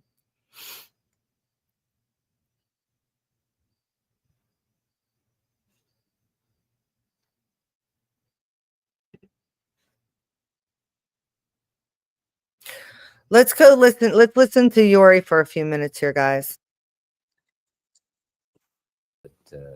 I'm afraid some Americans don't fully understand. When the Soviets used the phrase ideological subversion, what do they mean by it? Ideological subversion is the process which is legitimate, overt, and open. You can see it with your own eyes. All you have to do, all American mass media has to do, is to unplug their bananas from their ears, open up their eyes, and they can see it. There's no mystery. There's nothing to do with espionage. I know that espionage intelligence gathering looks more romantic. It sells more deodorants through the advertising, probably. That's why your Hollywood producers are so crazy about James Bond type of thrillers. But in reality, the main emphasis of the KGB is not in the area of intelligence at all. According to my opinion and opinion of many defectors of my caliber, only about 15% of time, money, and manpower is spent on espionage as such. The other 85% is a slow process, which we call either ideological subversion or active measures, активные мероприятия in the language of the KGB, or ideological subversion. And that's what's happened to our country. When this guy was talking about this in the 80s, it was already happening, and he predicted what's happening right now, and it will get worse, unfortunately. And I'm going to keep saying this so that I hear it for myself and you, because here's the thing. Let me just pull this down for a minute. Here's the thing about it, okay?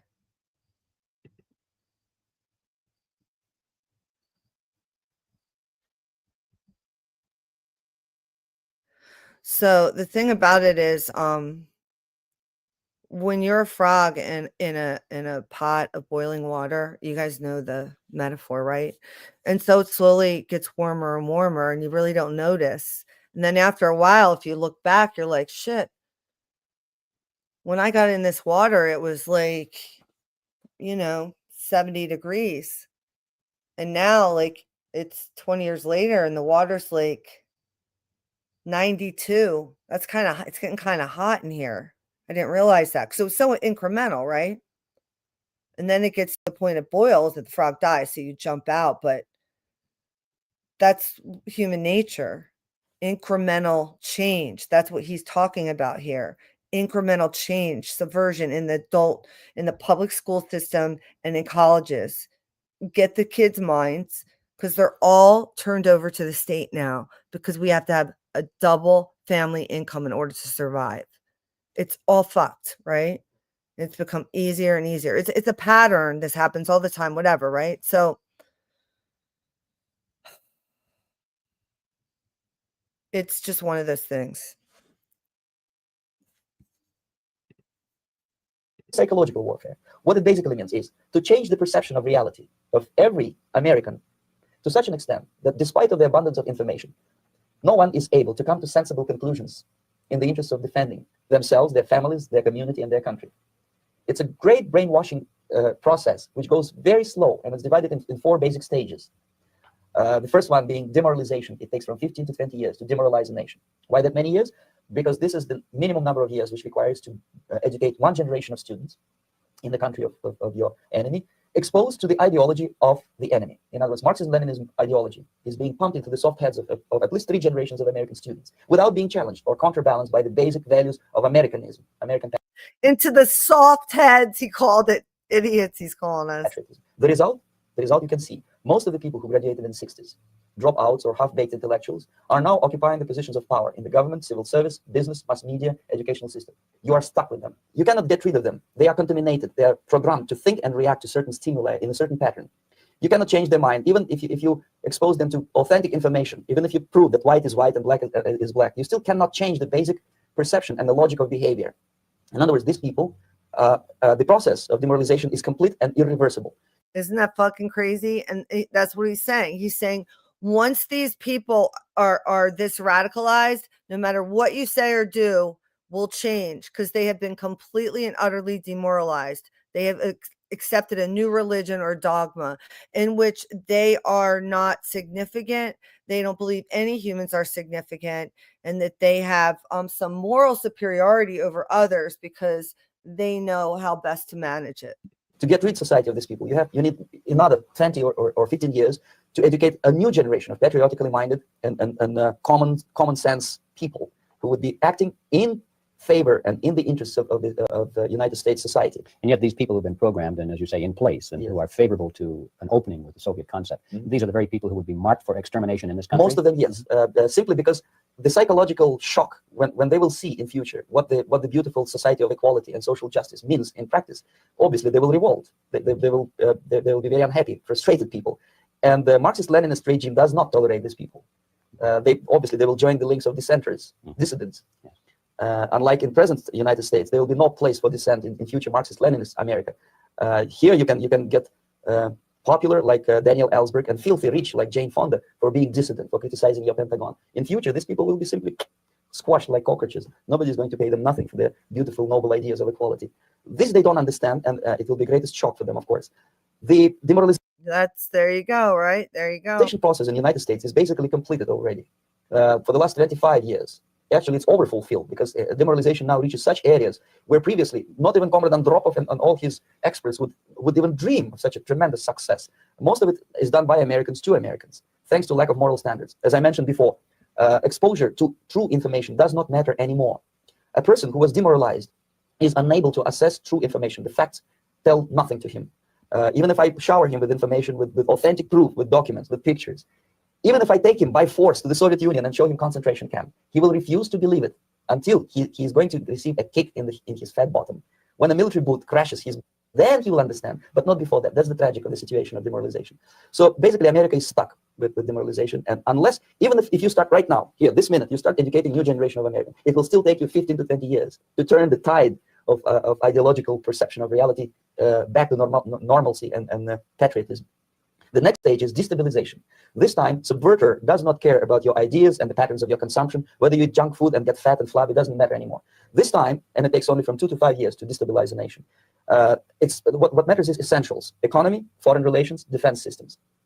And you can see it quite clearly that in some areas, in such sensitive areas as defense and economy, the influence of Marxist-Leninist ideas in the United States is absolutely fantastic. I could never believe it 14 years ago when I landed in this part of the world that the process will go that fast.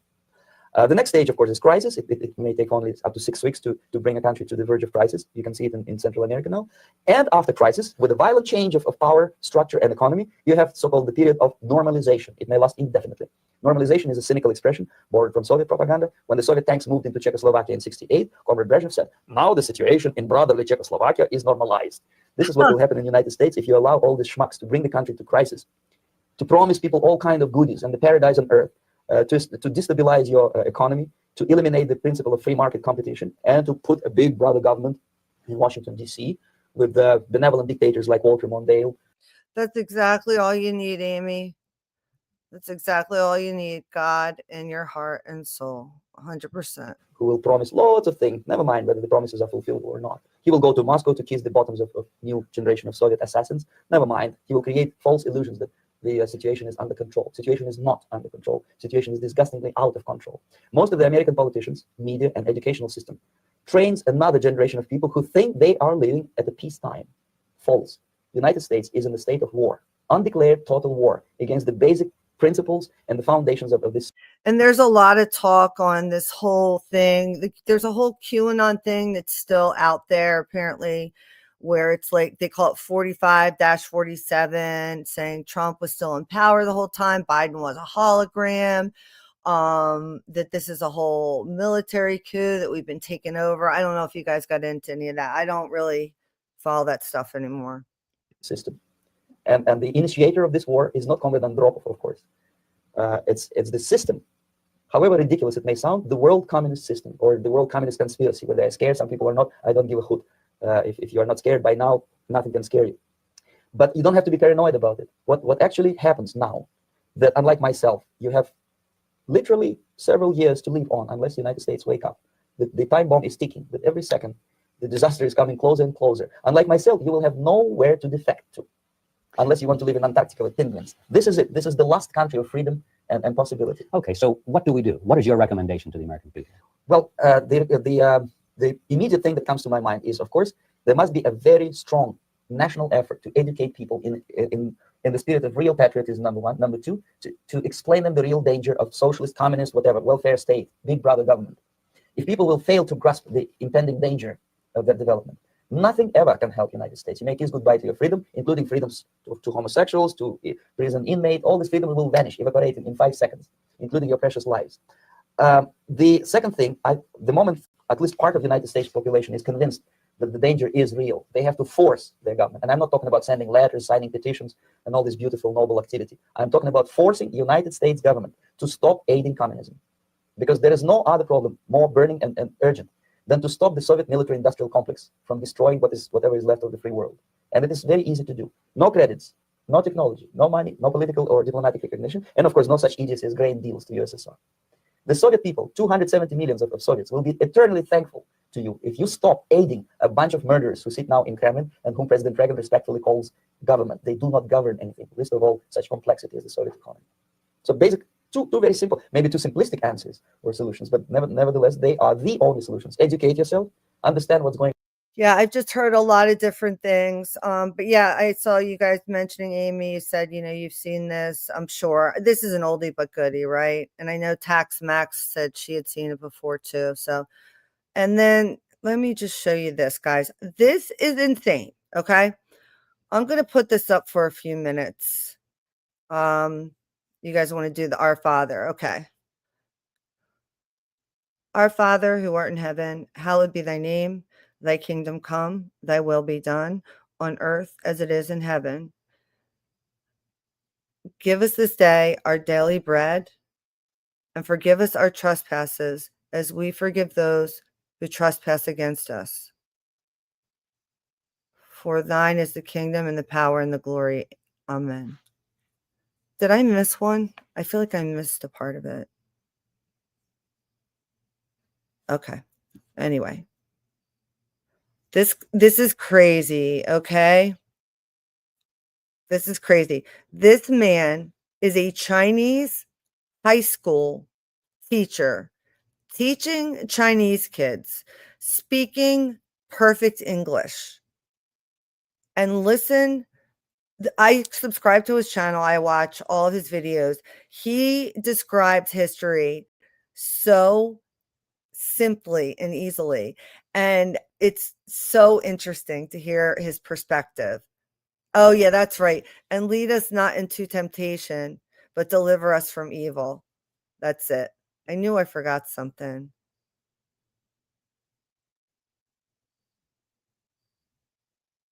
Well, yeah, I've heard people say this. When you see the end game coming into focus, look up. What does that mean?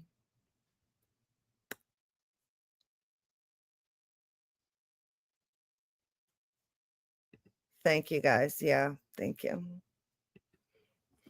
All right, so check out this guy. I wish this guy was my high school teacher. And what he says is really interesting. All right, let me find him. Here we go.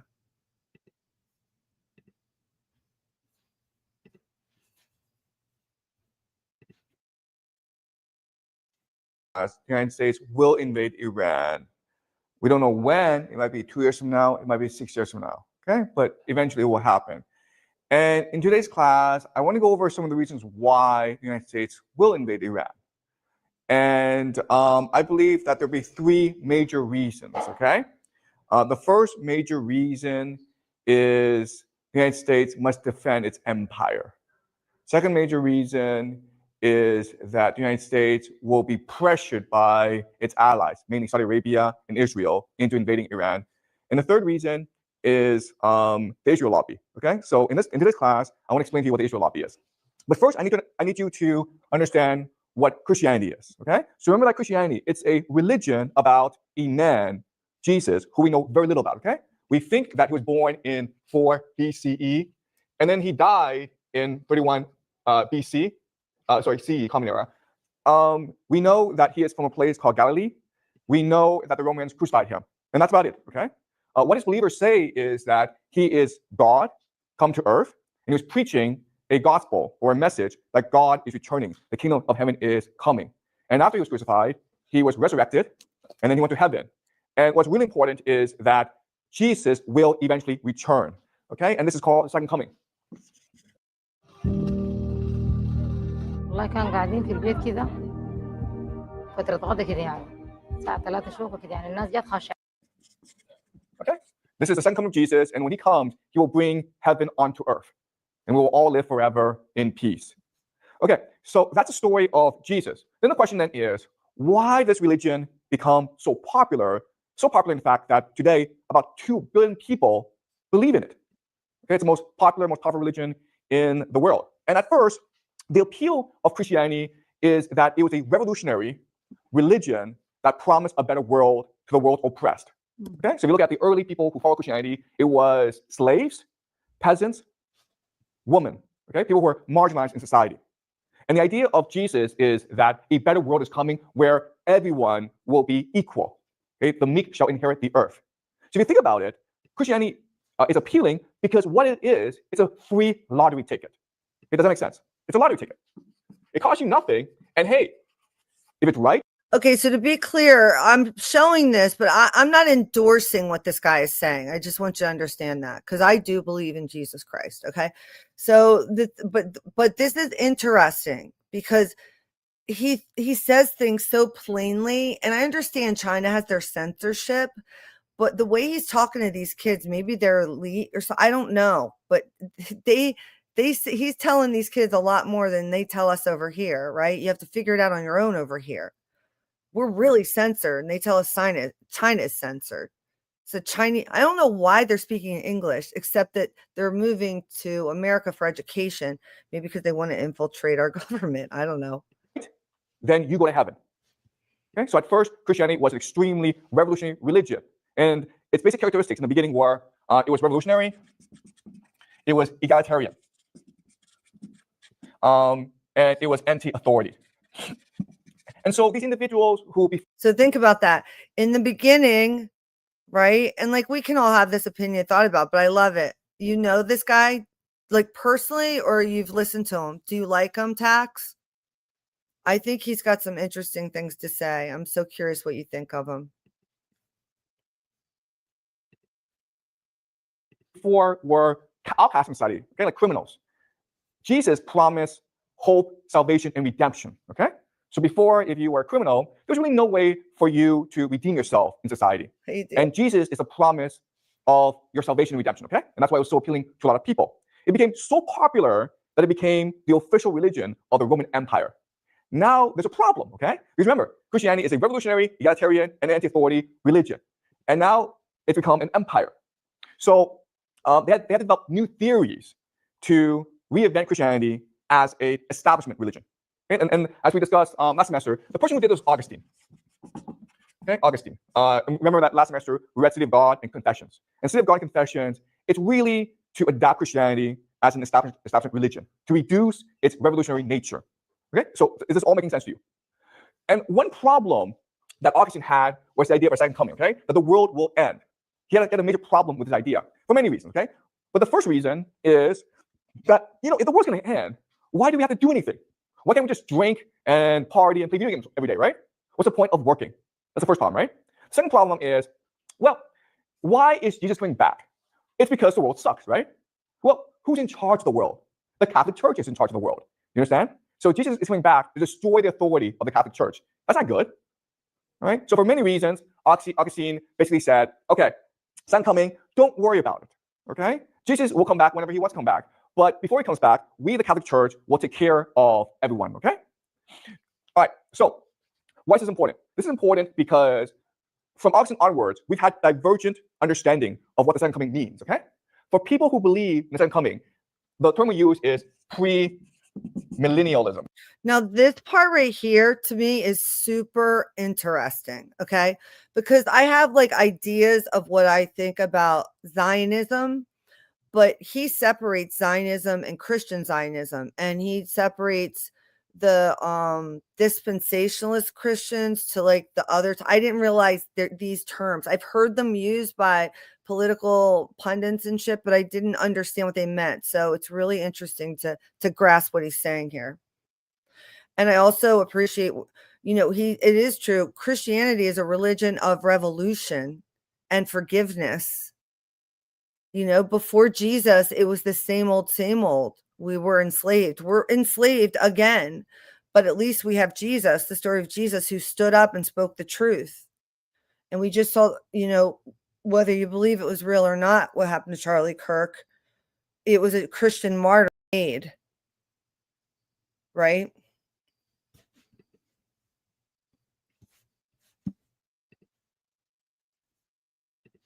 Premillennials, okay? Because the second coming promised 1,000 years of peace. Okay, premillennialism is this, okay? Pre means before, right? So when Jesus comes back, he will give us 1,000 years of peace and prosperity. Okay, do you understand? Before he comes back, okay? When he comes back, he will give us 1,000 years of peace and prosperity. And what Augustine said is, no, that 1,000 years is just a metaphor. It's not actually going to happen. In fact, it's already happened because the Catholic Church is giving us this 1,000 years of peace and prosperity. Okay, so he's called a millennialist, which means no. Okay, that 1,000 years is just a metaphor. It's not going to really happen. Okay, so that's a second. That's all right, girl. I appreciate you listening. Washing my hair is a whole thing too. I can't even. But this guy, she's Taxis saying she's read something from him in college, and I forget his name. Under the bio here. Well, I'll show you him before I go, so you guys can listen to more of it if you want. I just wanted you to hear this part. Second big idea. Now, as we know, because all power became concentrated in the Catholic Church, there's a rebellion against the Catholic Church called the Reformation. Okay, the Reformation. And the idea of the Reformation is, big retailers don't want you to have this zoom lens, but there's nothing they can do to stop it. So there's this new super powerful monocular, and it's got the zooming power of a military-grade sniper scope. It's already banned from Home Depot, Amazon, Walmart, all those big box.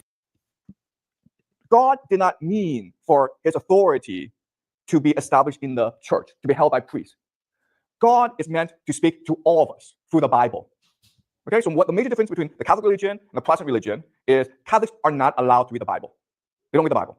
Whereas Protestants must read the Bible. They must seek meaning and guidance from their interpretation of the Bible. Okay? And because of the Reformation, you now have thousands, tens of thousands of different religions spawning up. Okay? Does that make sense? All right? So you have different religions and you have different descent. So let's look at England. Okay? England. So England is a king, and before the Catholic Church was supposed to have authority over the king. And of course, the king did not like that. So he supported the Reformation, and he changed the Catholic Church into something called the Anglican Church, okay? Or the Church of England, which he would have authority over. But once the Reformation started, again, you are now allowed to read the Bible. And because of that, you have thousands of new religions coming up in England, okay? And they believe different things. But one thing that they all believed in is the Bible is the supreme authority. Okay? The Bible is the supreme authority, not the king. Right? So that's the problem, right? So they're saying, these people were believing in their religion and felt that God was the authority, that the Bible was the authority and not the government, which truthfully, it is true, but it's like, like this person saying Christianity is a hoax or whatever. You can look at, I don't believe it's a hoax. I believe Jesus Christ was real, and I believe the story, I believe what they say happened to him. But I think they've adopted it just like they do with everything else, like Charlie Kirk and all these other things. They've adapted in such a way to benefit them and their end on it. Because there's no way that we've been through thousands and thousands of years of being enslaved by these Luciferian perverted cult members, which is what they are. And no one's tried. Jesus tried. Jesus Christ tried. And that's our story. And that's what you have to hold on to. Because if you don't have that, if the story of Jesus didn't exist, what a bleak world it would be. Okay. And people can say, oh, it's a fairy tale or this or that. You have to feel it in your heart and understand. You have to really understand what it means to be a free person, to have a soul that is independent and not you don't have to answer really to anyone except for God, which is your higher self, your morality, your truth, your virtue, things that don't need to be spoken or written, but we all know are true. These are all true things. We all know what good and bad, bad and evil, that kind of stuff is without saying it out loud. And so no matter your religion, it's the belief that the truth matters and standing up for the truth is what matters. I'm not going to play any more of this because this is a really interesting thing. He gets into Christian Zionism and Zionism, and I didn't realize that Christian Zionism is a very recent thing. And that it's different than Zionism, and I understand that now, obviously. And there's a lot of born again Christians whose pastors have been preaching to them for the past couple decades about Jews being the chosen ones. And that's a psyop. It's just an absolute psyop. Read your Bible. No, they aren't. They're not the chosen ones. And it's why people like Ted Cruz, literally some of our leaders are this brainwashed into believing Israel. If Israel is not like, one and all the Palestinians kicked out, like they just feel like it's really bad. Like people like Ted Cruz, like they want the second coming. They need this to happen. And then there's a whole sect of Christians who believe, stop it. It's going to happen when it happens. When you force shit to happen, it's not good. And I agree with that. But you have these fanatics that are rushing us towards something. And so, these people are in our government. These people are in our government. You can't, what are we going to do now? We got so many of them in our government. We're infiltrated, right? If you try to run for government, they had this young kid. He was like 18. He was very good, conservative, this and that. The kid looked dejected almost a year or two later. He demoralized. He said he gave up because too many people wanted him to come for orgies and do sexual favors because he was a good kid, good-looking kid, and he didn't do it. And so they blackballed him, and then he left. That's the American dream. That's fucked up. That's what happened to somebody, but that didn't happen to Charlie Kirk. Why not? Well, we find out, like I said, his father is an architect who knows Donald Trump. Then we find out apparently Erica Kirk.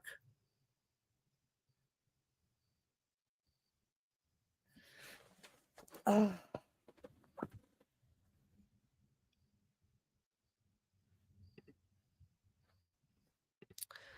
Decoding Trump's Butler ritual led me to Dionysus, and then I dug into similarities between Dionysus and Jesus, leading me to a sad moment in my life. Really? That does sound sad. I love that song, though.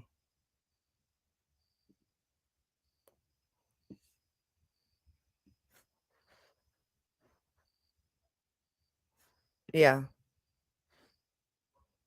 Yeah. It's like everything else. They take it absolutely is.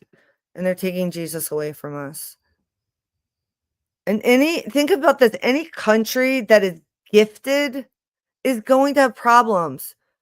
The Balfour Declaration, 1948, the Rothschilds decided to gift a fucking slot of land to Jews in the diaspora. Hitler wanted them to go back. He did. Hitler tried. They displaced all those Palestinians back then, and now they're just slaughtering them. They don't even look at them like people. These are people who have every right to be there. These are your cousins, brothers, and sisters. I don't think the majority of Israel wants that to happen.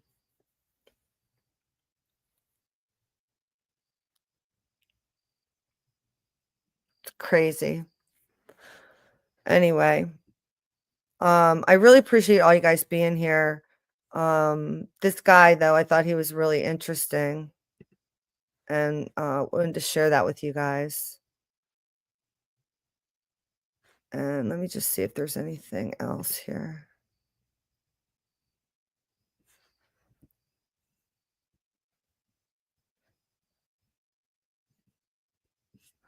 I think that's it. Okay, guys. Well, I am going to peace out. Now, I am gonna have a members only live later. I'm gonna schedule it. It's when I go out, when I go for a walk, I'm gonna do a members only live. So anybody here who's a member, I'll see you then. Otherwise, I will be back either later or tomorrow for a regular stream. All right. Peace. That's what's up.